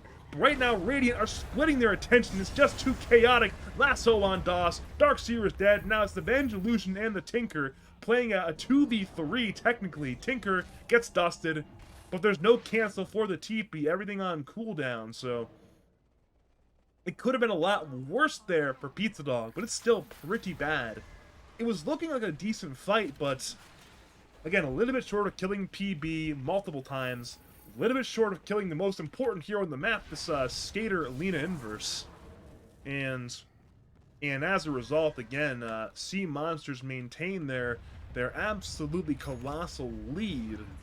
They are the Dreadnought, and Radiant are simply a dinghy boat if one wants to use more nautical references. Maybe not quite a dinghy boat, but certainly not a Dreadnought. Maybe like a caravel or something. But if you were bringing, like a 15th century, 16th century, sort of like Spanish or Portuguese caravel up against a 19th century British Dreadnought, you know who's gonna win that fight. Bottom lane, again, a Doom from K-Sticks, but again, the Glimmer Cape. Just a lack of dust on the course. This one a little more understandable. K-Sticks actually wants all of these items in his inventory, unlike Skater, who does not need the Windlace. He's replaced the Windlace, by the way, with the Satanic, so that's a lot of farm on Skater. Radiance look for kills. Primal Beast gets gone on Avalanche and tossed up in the air, but he's still half HP. BKB's onslaughts to the east. Aquatope looks for a swap, swaps him in towards DOS once again, but in come the cavalry. Dire arrive. Lasso on Tiny. Lina mans up. Venge gets blasted. Tiny gets blasted. PB somehow finally dies. But Dire will win this fight easily. Darkseer gets right-clicked down by Skater. Double kill for Lina. Hulk's still fighting. K-Stiggs tries to find a stun, but at this point it's at least one escape. Correction, no escapes at all. I thought there was one TP away there, but instead it's a full 5-man wipe. Triple kill for Skater. An absolute disastrous fight again for Pizzadog, but honestly, I don't blame them. You either fight like that and you lose like that, or you do absolutely nothing and lose by simply sitting in your base. And honestly, I prefer losing in that fashion, so because of the full 5-man wipe team fight loss, you know what time it is. You run it down the top lane, you go for some structural damage. You've already killed the middle set of racks, so why not grab some more racks? It'll be Tinker playing the defense, but you're going to need more than just Tinker at this point. I mean, the March is cool and all, but when everyone's this tanky, it's simply not going to work. Top racks crumble. Now we have more piles of brick and mortar rubble in the Radiant side base that were once barracks. We're at bottom now for, well, more barracks. T3 tower is under attack, but notably, we will get one more chance for a defense here. Vacuum on 3 into the Avalanche. BKB from Casey, so now self-doomed. Looking to go in. It's a swap from Venge to keep Tiny alive. Now Venge uses the Manta, trying to man fight. One life is lost. And now the illusion's being run down by Sven and Doom. Both lives in October are lost. He can buy that if he wants to. The toss has been used. Bat is all the way near the Radiant side fountain. Venge buys that. Sven ends up going down. Bat as well. Both Radiant subs, correction, both Dire subs have perished. They'll move to Skater. Skater only has one life. No Satanic trying to heal BKB. He's healing so much right now. Oh no! They tried to bring down Skater X7, but instead he is far, far too powerful. He is Agent 007 at this point. And they cannot kill the Lina. She's died once this game, and she'll end the game dying once it appears. PB gets gone on by Tiny. Bingu does a lot of damage. At this point, Skater goes for megas, but Radiant have a glyph. Darkseer buys back. They need kills. They need kills. They need kills! They're not going to find Lina.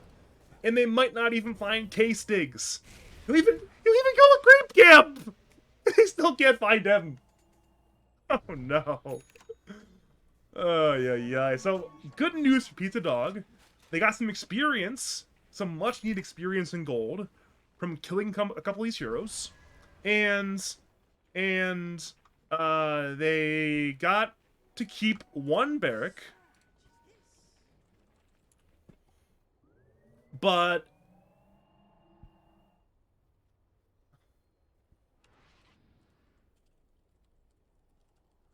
that's about it. I mean, the fact that the game is continuing It's about all you can say is good for the side of Pizzadog. Roshan is alive, by the way, now arriving bottom lane. If somehow, some way they can sneak that Roshan. But I don't know if they can do that. They're going to perhaps look to fight them as they move to Roshan anyways. If you can get the right angle on this one. Bingo, an avalanche on 3. Costs up Alina. Alina's still fine. Doom comes out from K-Sticks on himself. Back walls there, I believe, 2. That BKB's Lassos Tinker. The Luna Blade on Zerscape. Like a swapped in Baku. Tobo to the BKB. Stays back from Skater. Skater is an absolute machine gun. Alina. And Bingu is dead. The Radiant HP pools are simply not large enough. Refresh from, I believe, the Doombringer. Looking for one more Doom. He'll Doom the Venge Spirit. Bat's still alive. Might die to the Darkseer wall illusions, but the result will be the same. Radiant will lose the fight. It's a dieback on Venge. Then is trying to bring down K-Sticks. K-Sticks may die here, so still the Venge illusion to fight, but Lina eventually will kill the Venge illusion. So at this point, it's only Tinker and Darkseer. Zerscape knows it. He calls GG, and we're headed to game number 3. Dire victory.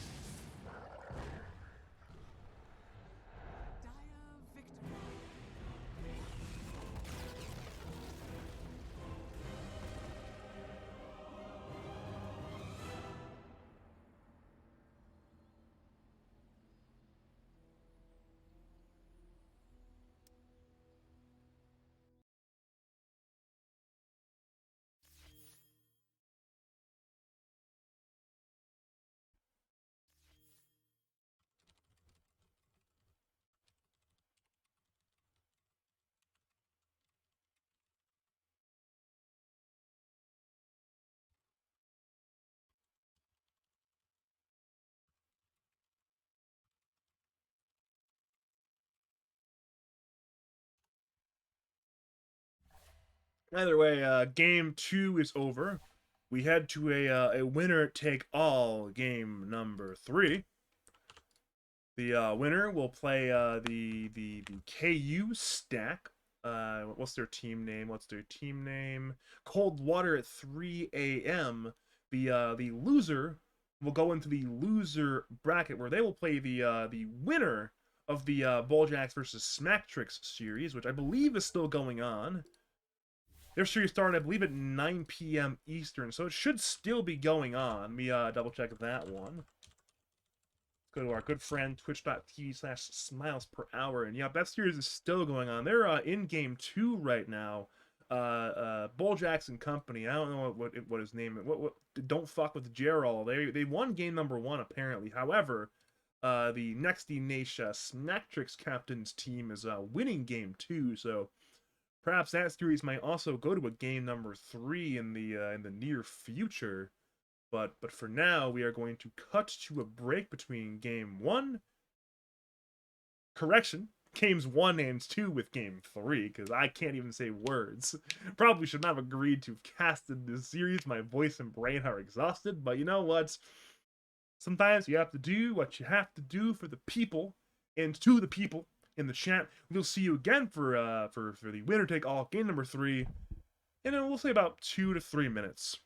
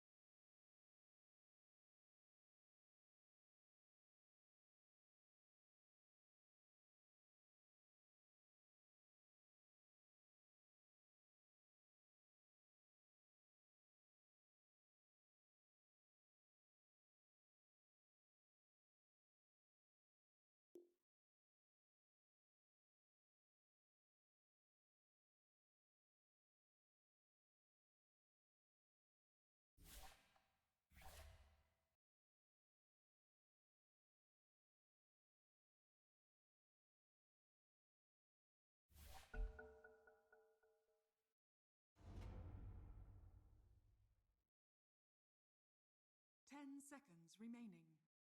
Dire team ban. Radiant team ban.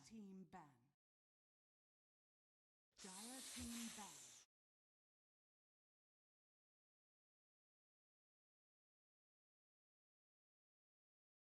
10 seconds remaining. 5 seconds remaining. Radiant team ban.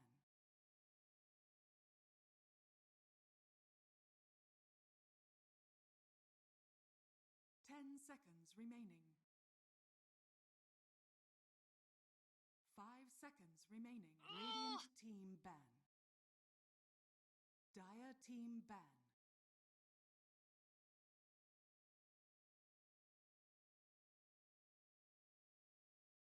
10 seconds remaining. 5 seconds remaining.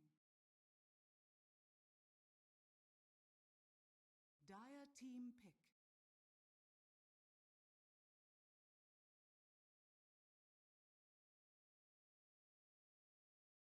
Radiant team pick. Man stands ready. Dire team ban. Storm Spirit.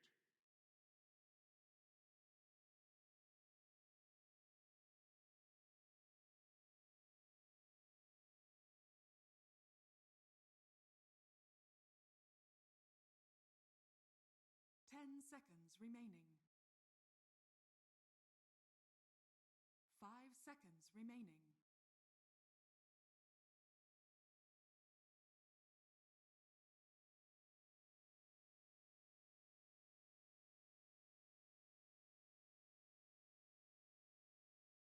Dire team ban.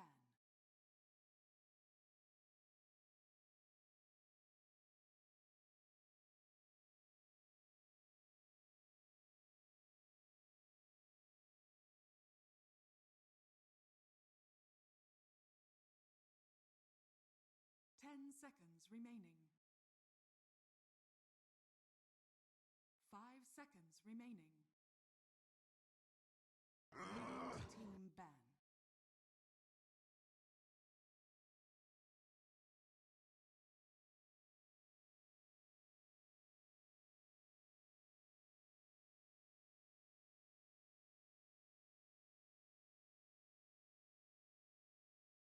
Ten seconds remaining. 5 seconds remaining.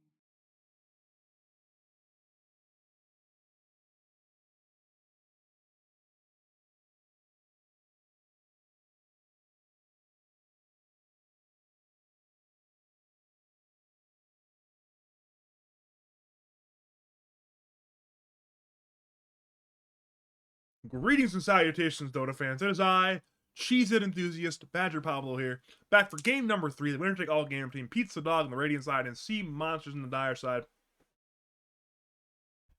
For a third game in a row, Pizzadog have the second pick in the draft.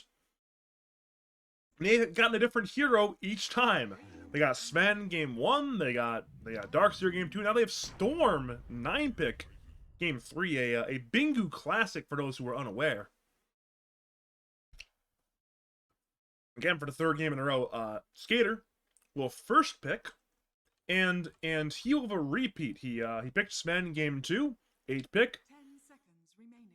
Now he's picking Sven again in game 3. Seconds remaining. Perhaps that was the draft adjustment he wanted between game 1 and game 2. He gave up the Sven game 1, was willing to give up a Sven 9 pick to Zarius game. He's like, you know what, guys? The Sven hero, it got a bit nerfed, but, you know, maybe we just don't care, because Sven's pretty good. You know what's funny? Sort of meta-wise, like lads sort of meta. People have, I mean, you don't see it as much nowadays in current year, but back in like 2021, 2022, people used to always meme, you know, that this this DKMP guy was Mr. Spirit player. You know, I'll get a Storm Spirit, an Ember Spirit, or a Void Spirit. How daring SpongeBob meme sort of thing. But Bingu is also another one of those guys that really enjoys his spirits. Obviously, he plays a lot of other heroes, but he's a very strong spirits player, and in that sense, I'm very excited to see what he does in the mid-storm. Seconds remaining. If I'm playing Storm this game, I'm actually quite concerned about my ability 5 to seconds remaining. lane until I get 6. But once you have 6 on Storm, the world is your oyster. Of course, before that, PB Storm does not sound too fun for Storm. Storm is a ranged hero. But the problem is, a lot of time on Storm, you're sort of getting a little bit closer to max attack range to utilize your Q Spirit for damage. And in doing that, you do set up possibly a trample situation from Primal Beast. PB, of course, notoriously is good into most melee mids in the game. And Storm, despite not being a melee mid, has a number of functions that overlap with melee mids. So we'll have to see what ends up happening here. 13 pick Elder Titan, 14-15 Primal Beast Batrider, 16 Visage. Visage has been banned out a lot tonight, but not this time. It made it all the way through to that second pick phase, and Nyx,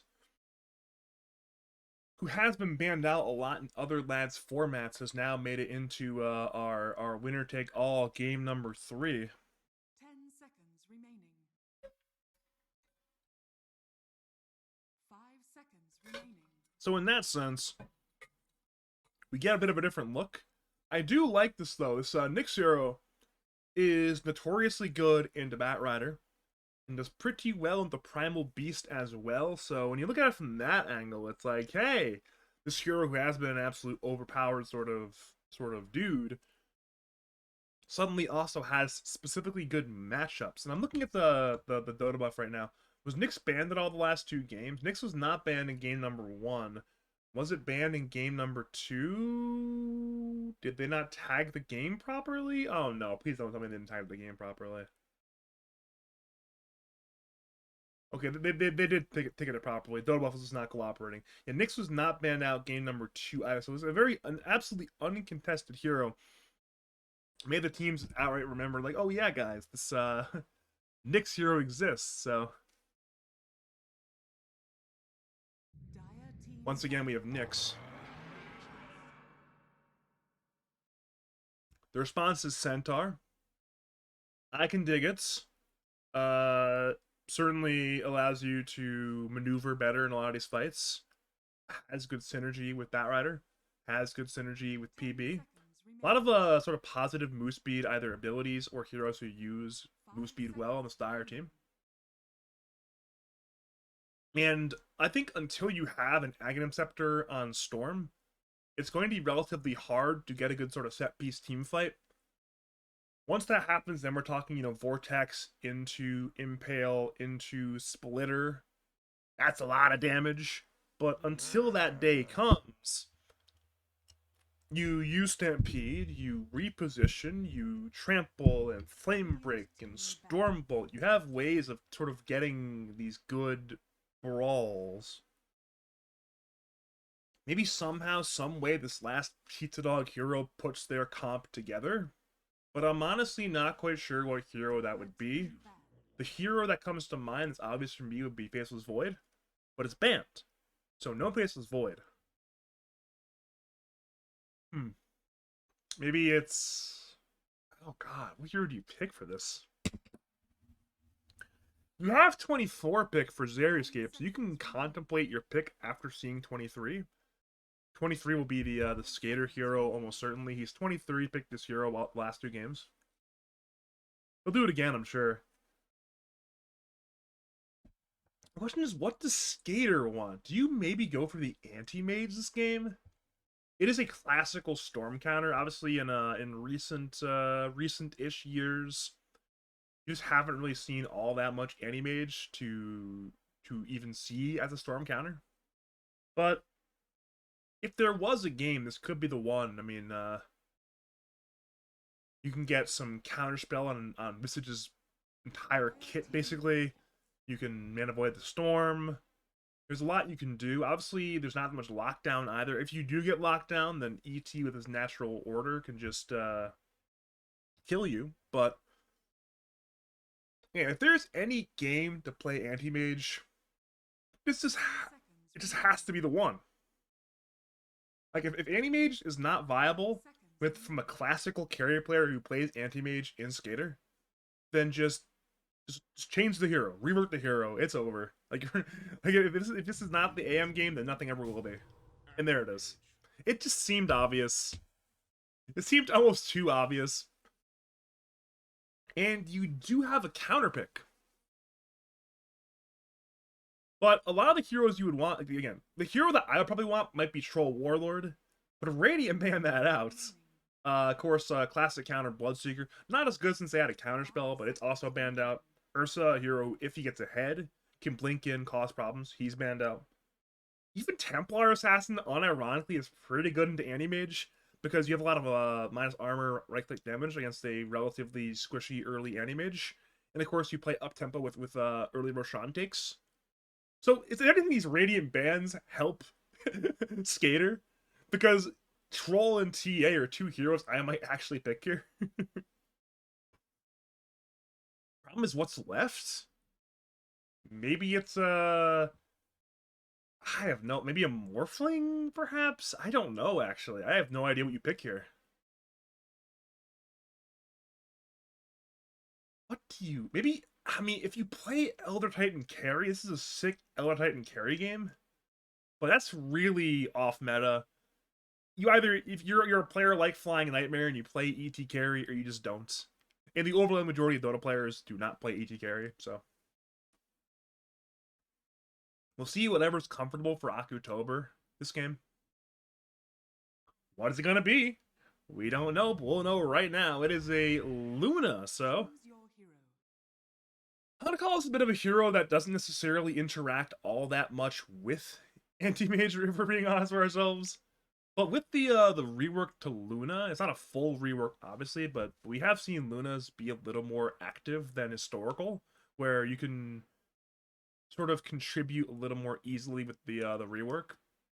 So perhaps Luna can play a bit of a tempo game this game, where you have the ability to play on Luna with your Manta before you have BKB even. You play early up tempo with Visage. You can play with Storm, maybe 2 items, and go around and really sort of run the train and bang before AM is online.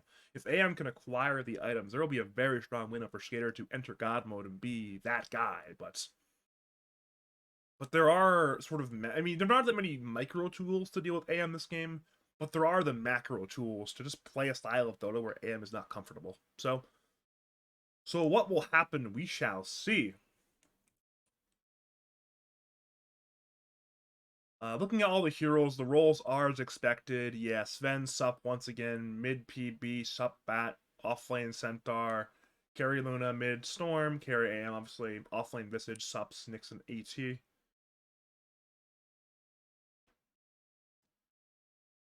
I'm going to lean towards the Dire draft, but I see a very obvious way macro-wise for for Pizzadog and Radiant to win. I think this Dire draft of Sea Monsters is easier to play, though. I think it just kind of naturally works. The macro understanding of the game is very simple for them. You don't really have to like sort of think out how do you play this lineup. It's you buy a Blink plus an item on Centaur, you buy like a BKB plus another item on PB, like a Blade Mail BKB, and then even before you have the BKB on PB, you run around with Centaur Blink and like a PB item, and you play Dota 2. And you take fights as much as you can on your term until AM can play Dota 2. And once you can play Dota 2 on Anti-Mage, then you can play Dota 2 on Anti-Mage. And from there, you use your spells and your stuff on the Luna, you lock her down, say Blink Abyssal, ruin your game in a man fight, or ideally, you go on Storm, you... Is somebody muted right now? Somebody muted? If I muted somebody accidentally in this game, I feel like I'm missing some all chat. No, I have nobody muted. Farrah. 30 seconds to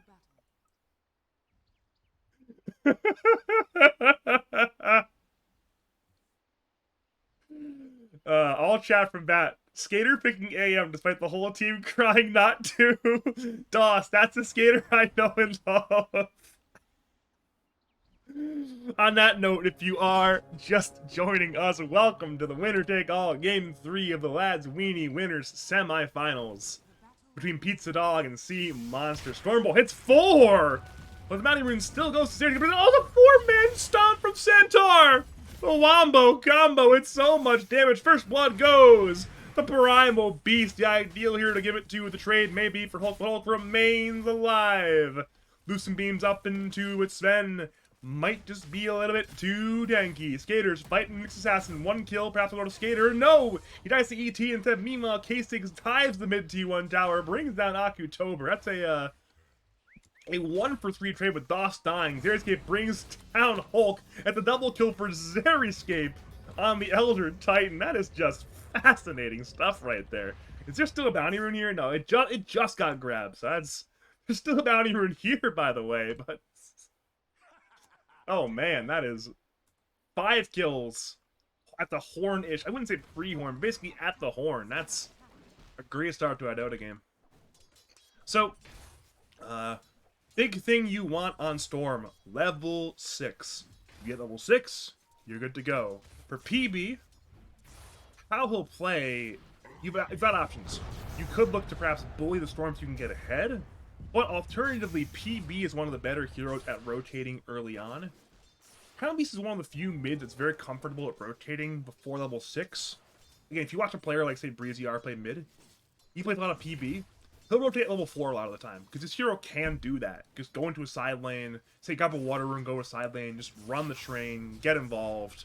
So, again, last game it was relatively passive until level 6 on PB, but he got an early 6, that was a good thing for the PB player. Meanwhile, top lane, Hulk goes down to DOS and Boss. Bot lane, Xeriscape kills K-Stig. I've missed multiple kills. My bad on that one. It's more of a, it's like every game I'm missing more kills tonight, but my apologies. And across the map, that's 2 deaths. Both side lanes lose 1, but both kills are claimed by the supports. All these kills, though, going to Xeriscape should help this game out a lot. I'm gonna go from last hits to net worth just for fun. Yeah, Xeriscape is doing pretty well net worth wise. So is Nyx actually. So they'll have sticks and boots where the Radiant supports are not, or sorry, the Dire supports are not going to have. We look at Zeri the Dragonscape.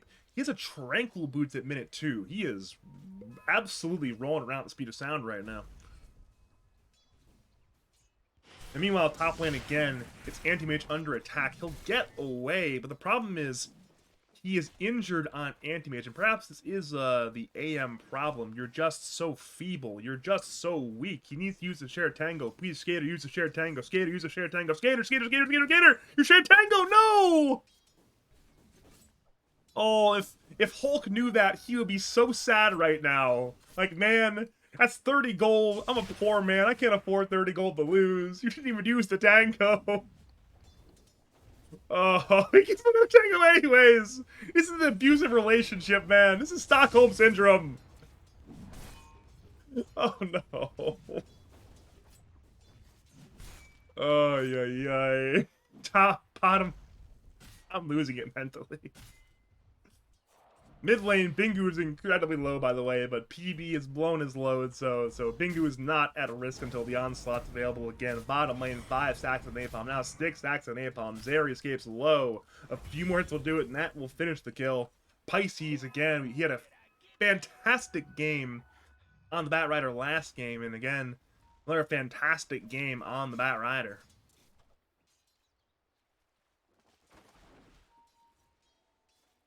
The water runes will go 1 apiece at minute 4, it appears. Yeah, no sups are there. Sups are very occupied right now, trading the side lanes. Top lane, Visage is controlling this lane with the Soul Assumption. Lacks the mana to use it again, but he's a right-click Skater to death! He just kills Skater. DOS on Skater violence. Eternal Kings fans, they weep with that one, but this is the modern day. This is simply Dota 2 now. Ever since Fume and Bulljax broke up, everything is different. You know, there are no friends. There are simply opponents.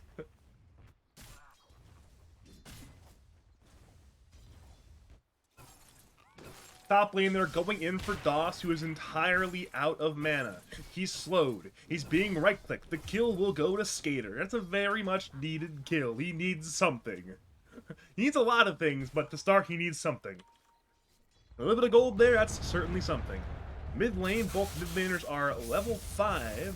Bingu's running on around, and I'm going to read what his facet does. I'm not entirely sure. Top lane, Call Me the Boss goes in for Hulk. Hulk is low, but instead it's Skater, who will secure another kill, his 3rd kill of the game. Meanwhile, bot lane, we're brawling 2v2. Akutober's on the run. There's 4 stacks of Napalm. He'll turn with the Lunar Orbit, but ends up dying instead. Over to Xera's will tank a Hook Snap and a Death Decay Stigs.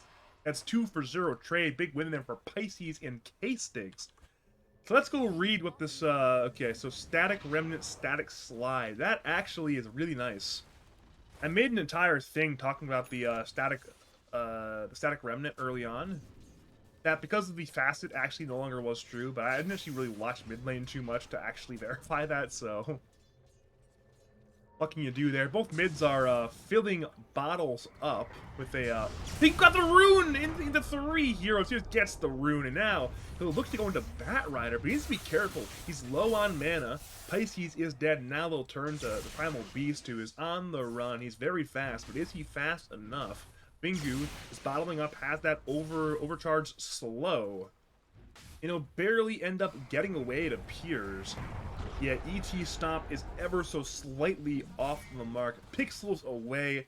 But you know what they say, Dota is a game of inches, so... It's called Overload, not Overcharge, by the way. Overcharge is the IO ability, if memory serves, but... My bad.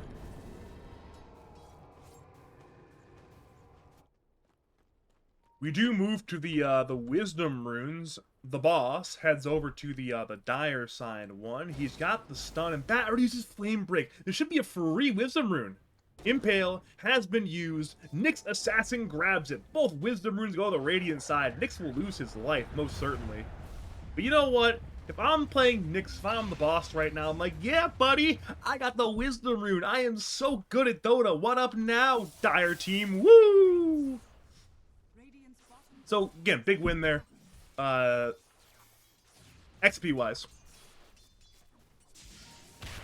Mid lane, Storm has 7, by the way, which isn't too shocking. He had 6 in the last fight, so plenty of time to acquire stuff. And while the bottle-filling mid continues, you know, it's shades of 2013 all over again.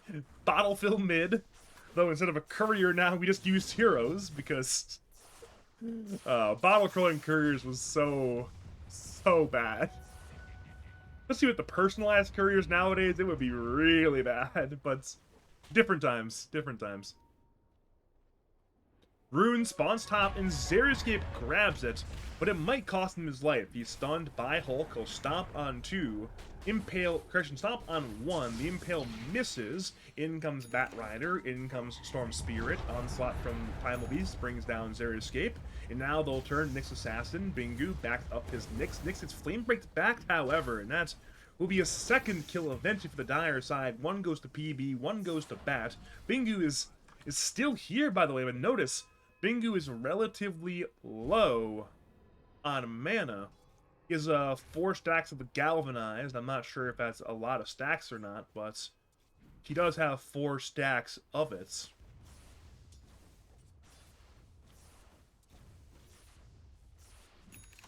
I don't know if I can... Oh, so every time he gains it... Okay, I see. He's a bit of a permanent part. So he has 4 stacks, and then he has 4 permanent stacks. And that gives him 1.2 rather than 0.8. Okay. I have not played Storm since the rework, so I don't really quite know what Galvanized is numbers-wise. Top lane. AM has 6. Visage has 7. ET and Nyx both rotate top. The blink for Skater is on cooldown for 2 more seconds, but it seems like Skater's going to be A-okay. Off to the creeps he goes, but where he stops, no one knows because Radiant are pursuing. He'll actually twin gate to the bottom lane, getting the hell away from these very angry Radiant heroes top lane, but Correction, he no longer goes through the twin gate. He looks to defend instead. He's got teammates on the way. Hulk runs forward, storm bolting DOS. DOS has about 1/3 mana. Skater's mana blade ready to go, and oh, last hit his old teammate DOS. The Escape stops, I believe, all 3 there, but it's time to run away. Dire want more PB onslaughts all the way to the east. Escape again is juking in the trees. He had a fantastic juke earlier in the series, and he does it again. This time, though, nowhere near as impressive as the last one. The last one was getting me extremely hyped. This one is simply moderately cool. And, well, he's man-fighting Skater. He's winning the man-fight. He's winning the man-fight. He's lotus-standing. The Skater barely wins at 7 HP. Meanwhile, Nyx gets brought down by the Sven and Primal Beast. That's real fun duel there between Mr. Skater X7 and, of course, Xeriscape, real old-timer on old-timer violence. Meanwhile, bottom lane, Akutober's being run down by Pisces. There's a TP in by Bingu, but is it too late? Apparently not. It's barely in time. Akutober, no, he still dies! I believe he may have... What was the last one? Was it the Flame Break? Firefly? It was actually the Firefly, I believe. That last little tick of damage was enough to bring him down there. And they'll end up getting tipped by his teammates. Apparently for getting the kill on the Luna, so... Back over to mid lane. You see Xeriscape getting dove by Primal Beast. The Pulverize is there, but it's not quite enough damage. He can onslaught in 7, but Xeriscape has teammates and a tier 2 tower. Probably the tower the more relevant factor in this case. Luna and Visage both now rotate on over to mid. Looking over at the hero net worth situation, much like they're actually very similar to game number 1, where all 3 Dire cores are doing pretty well. Mid lane, Hulk gets the clips, dope under his tower. K-Sigs with a blade mail goes to Luna. The blade mail's doing so much damage. Where's that death breakdown? I better watch that one. But first, DOS has gone on by Primal Beast. Xeriscape backs up, and ZP has been used by K-Sigs. They want to kill more. They want to kill DOS. A bit of a stun stack has occurred, but will it matter? It actually might, because DOS. No, he still barely dies. And Xeriscape is dead as well. Where's that death breakdown for Luna? Where's the blade mail damage? That's a good bit of it, but now... Back to Nyx. He tried to heal Primal Beast. PB is so low, but he onslaughts away in time. Now Nyx will die. That is 4 kills for Sea Monsters. An absolutely dominant team fight. And even want to kill the Visage Familiar, the little gargoyles, and they'll kill 1. But now in comes Bingu, looking to clean things up. He kills Primal Beast. He'll head to Sven. Sven is low. Sven dies. Double kill for Bingu. Galvanize this man. That's 2.1 mana regen. 1/3 permanence.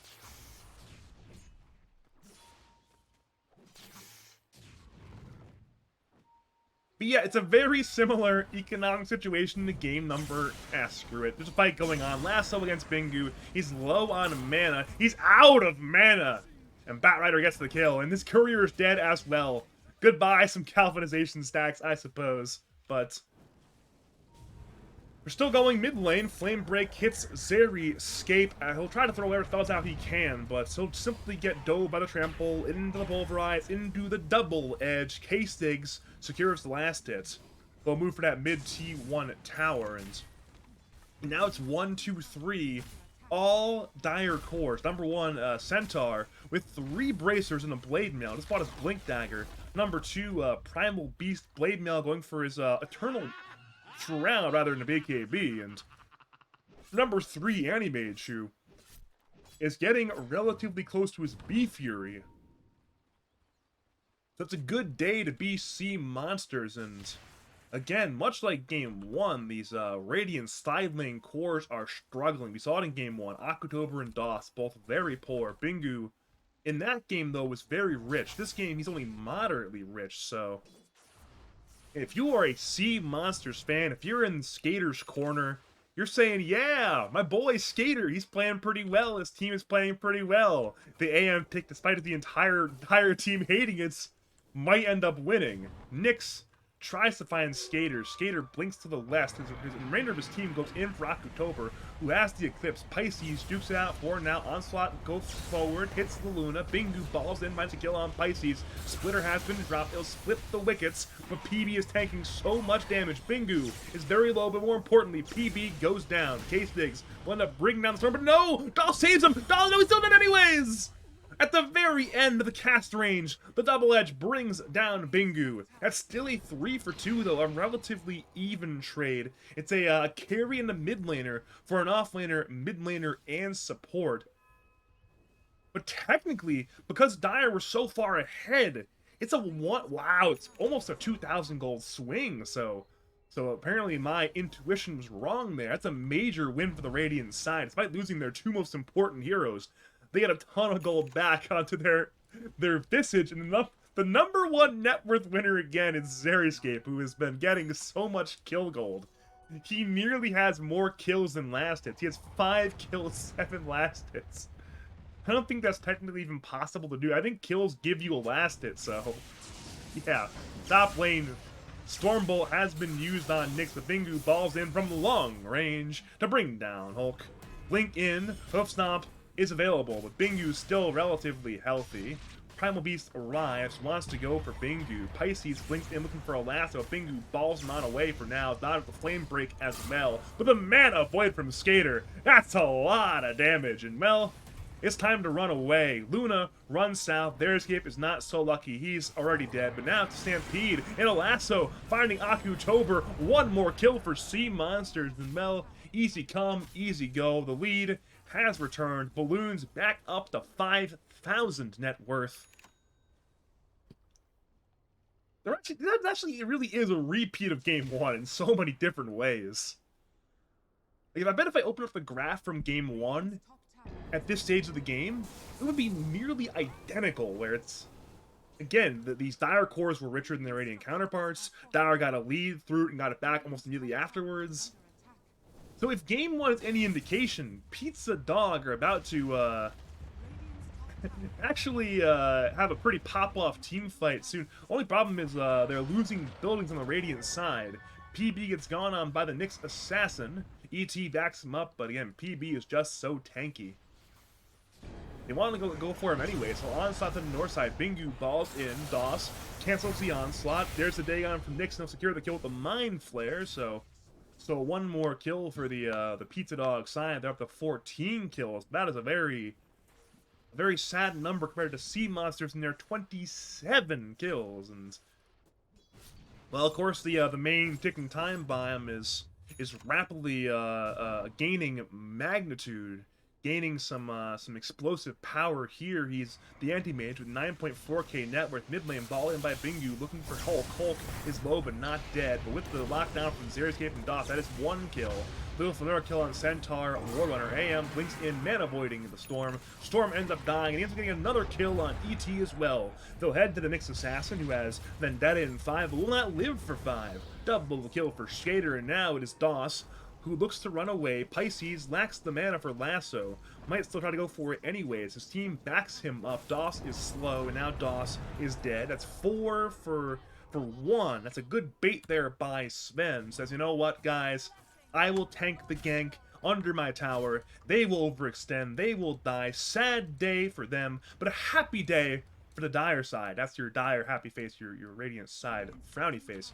Speaking of interactions, in the Dire side jungle, it's Luna, who tries to go for a solo kill against Sven, but instead it's being run at by 2. He'll stand against the Lunar Aura, though, getting double kill there. That's just way too much. Again, old Luna never could have done that. With the bit of a rework there, adding this Lunar Orbits, it ends up being a kill. He'll die to Primal Beast anyways, but in comes Bingu and the boss and Xeriscape, making it a 3 for 1 in favor of the side of Pizzadog. So, again, the lead was about the balloon dangerously high for Sea Monsters, but again, it's headed on back. It's inching the other direction, so it's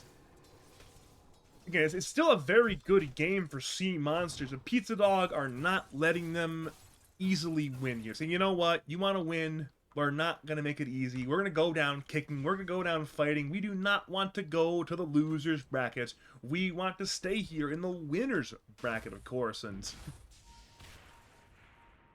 we're going to fight top lane. They're going to go in for Hulk. We'll get one more kill for the Radiant side. DOS secures the kill, and we're seeing TPs in. Counter kills are brewing. Blink Lasso available. They'll go on DOS. And also on Bingu. They're splitting their attention. Man, put on Bingu, but Bingu is just dead. Hammer's dropped by Xeriscape, but it's too little, too late. The Radiant will crumble. Xeriscape's entirely out of mana, but Xeriscape actually kills Skater somehow! With the natural order damage. Only problem is you've still lost the team fight. You've lost 3. Nyx is skulking on around looking for more, but nothing will occur. It's still a win for Sea Monster, despite the pretty embarrassing death on Skater. And well, I mean, Batrider, if he dies here, that would be huge. But Dire have the Sentry Ward, which is giving an idea of where the Nyx Assassin is. So it seems like everyone's gonna be A-okay, nobody's going to die, and well, I guess Nyx is still invis, still looking. They know he's somewhere, but somewhere could be anywhere, and I guess he could try to go on Sven, but Sven is, well, Sven. It's a low-value kill. It's hard to obtain, so why even bother? A hero like Batrider, of course, is a lot better of a target. He's worth more, and he's a lot easier to kill, so that was the idea, is run at the Bat. But Bat, well, got away again.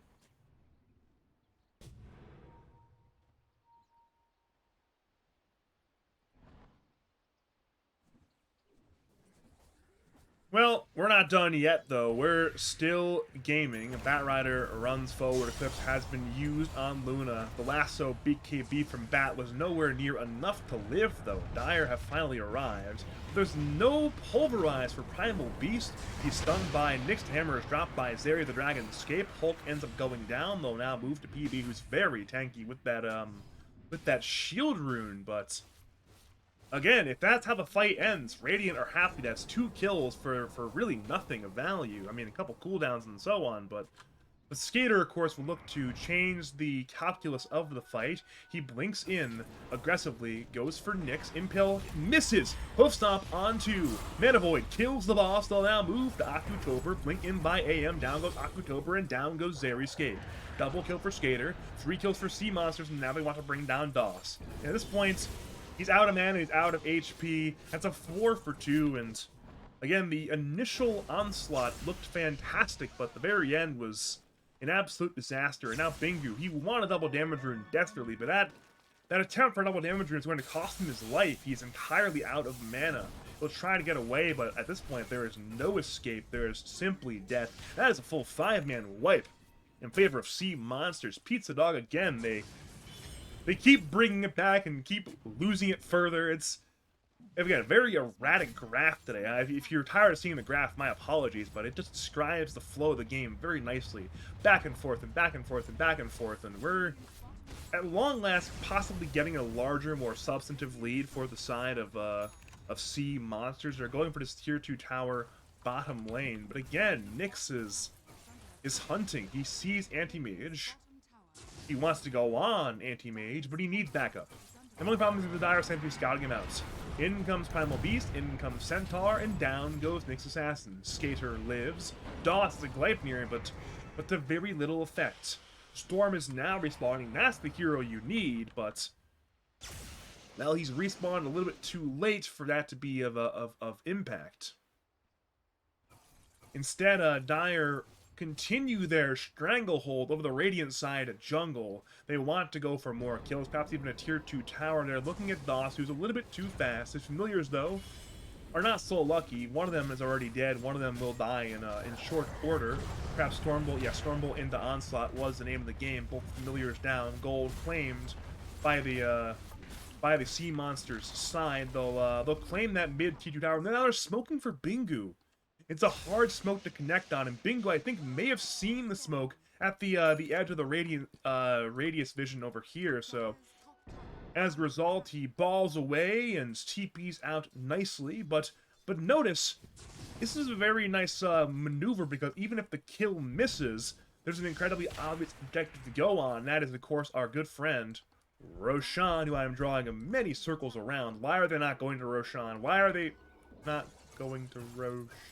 Okay, so they're not going to go for Roshan, they'll instead just TP away for kills, which I suppose is a viable option if you connect on the kills. Skater looks into his own jungle, but Radiant see him on the observer ward.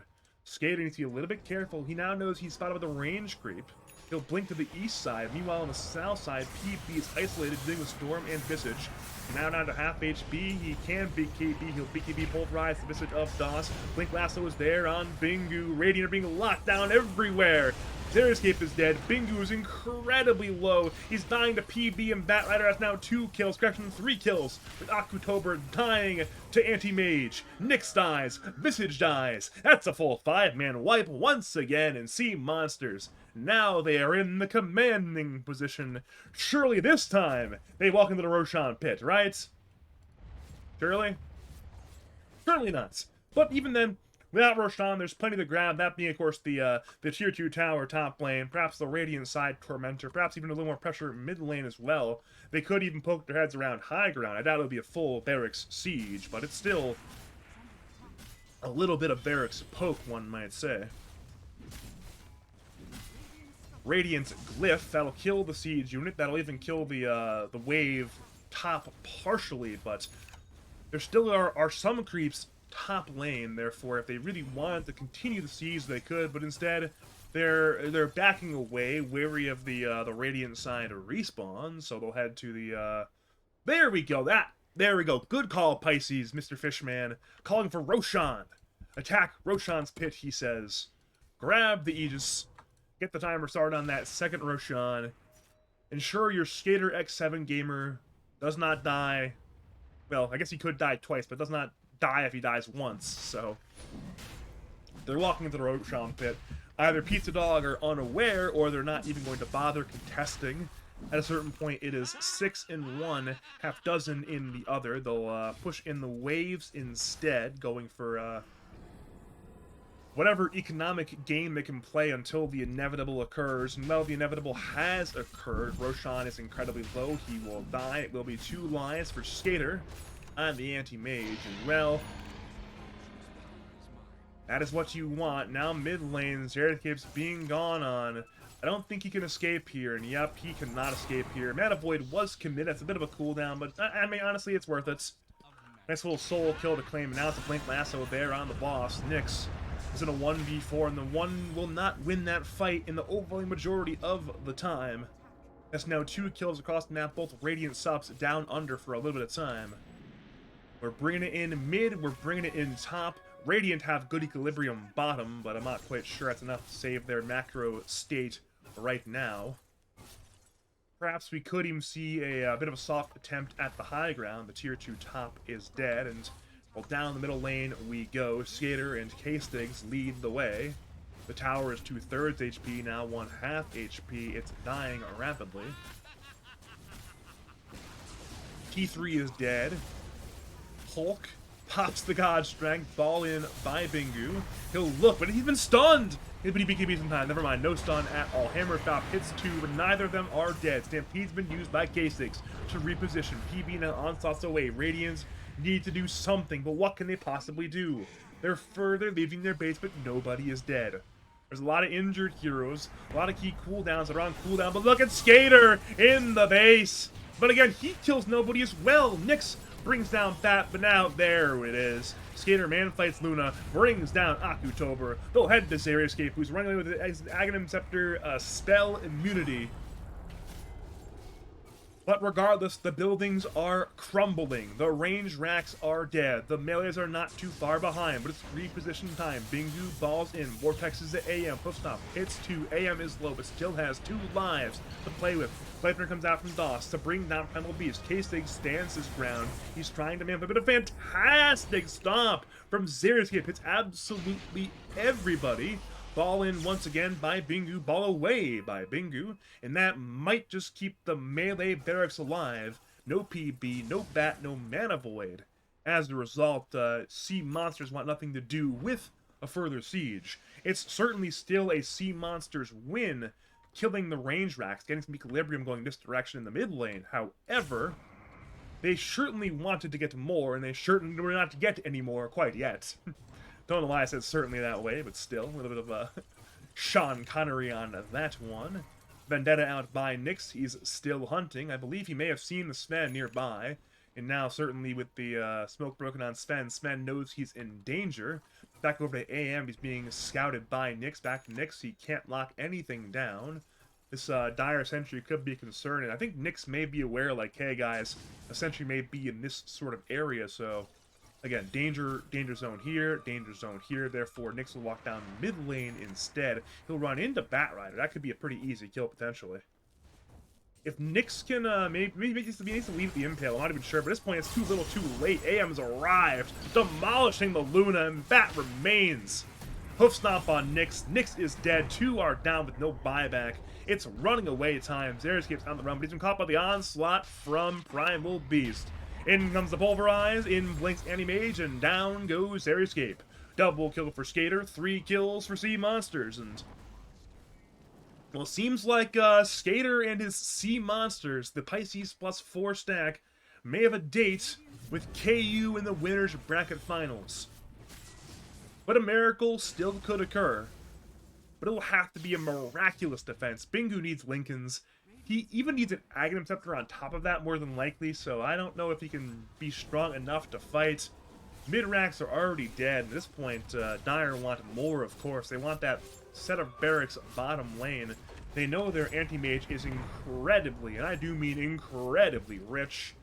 He has 23,000 net worth. Next closest 17k on Centaur. Next closest Radiant Hero 15k on Storm. Blink Blast finds the Luna into Missile Blade. That'll be a dead Luna. Mana Void not even needed. It's a fantastic impale with no effect. Hoof Stomp is in, and now Nyx is out. Xeriscape is fighting. He nearly kills the Batrider. Batrider is dead, but ET doesn't quite do enough damage, it appears, right here, right now, to clean this game up. Sven zones with a Radiant as Skater kills Netherrax. Hulk runs away, AM blinks in, and Mana Voids everything! That's a full 5-man wipe, one more triple kill for Skater X7, and the GG is called. Game 3 is over.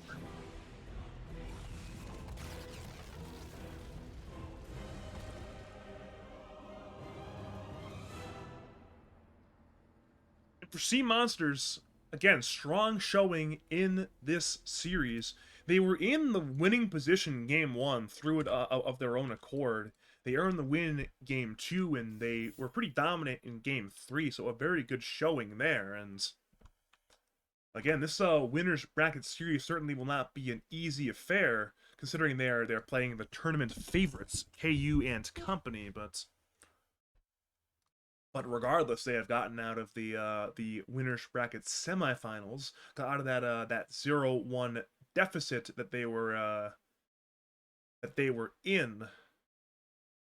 Regardless, though, I'm gonna go raid twitch.tv/smilesperhour, aka Simon, who was a Lads Plus champion and commentating the other Lads Weenie series up against it is a Smack Tricks versus Balljacks matchup, so that should be a fun one to watch. I'll raid you over there. Thanks to the viewers for tuning on in for this 2-1 win for Sea Monsters over Pizzadog. Congrats to Sea Monsters. Commiserations to Pizzadog. Good series nonetheless. Thanks to the viewers for tuning on in. If you want me to cast your games, cast your tournaments, contact me over on Discord. Badger Pablo on Discord, or BadgerDota2 on Twitter if you want to use that instead. If you're a pro TO, looking for a commentator, or one of the best tournament admins in the business with years of Beyond Summit experience, contact me at those same places. But yeah, as always, thank you for watching, and as always, have a great night.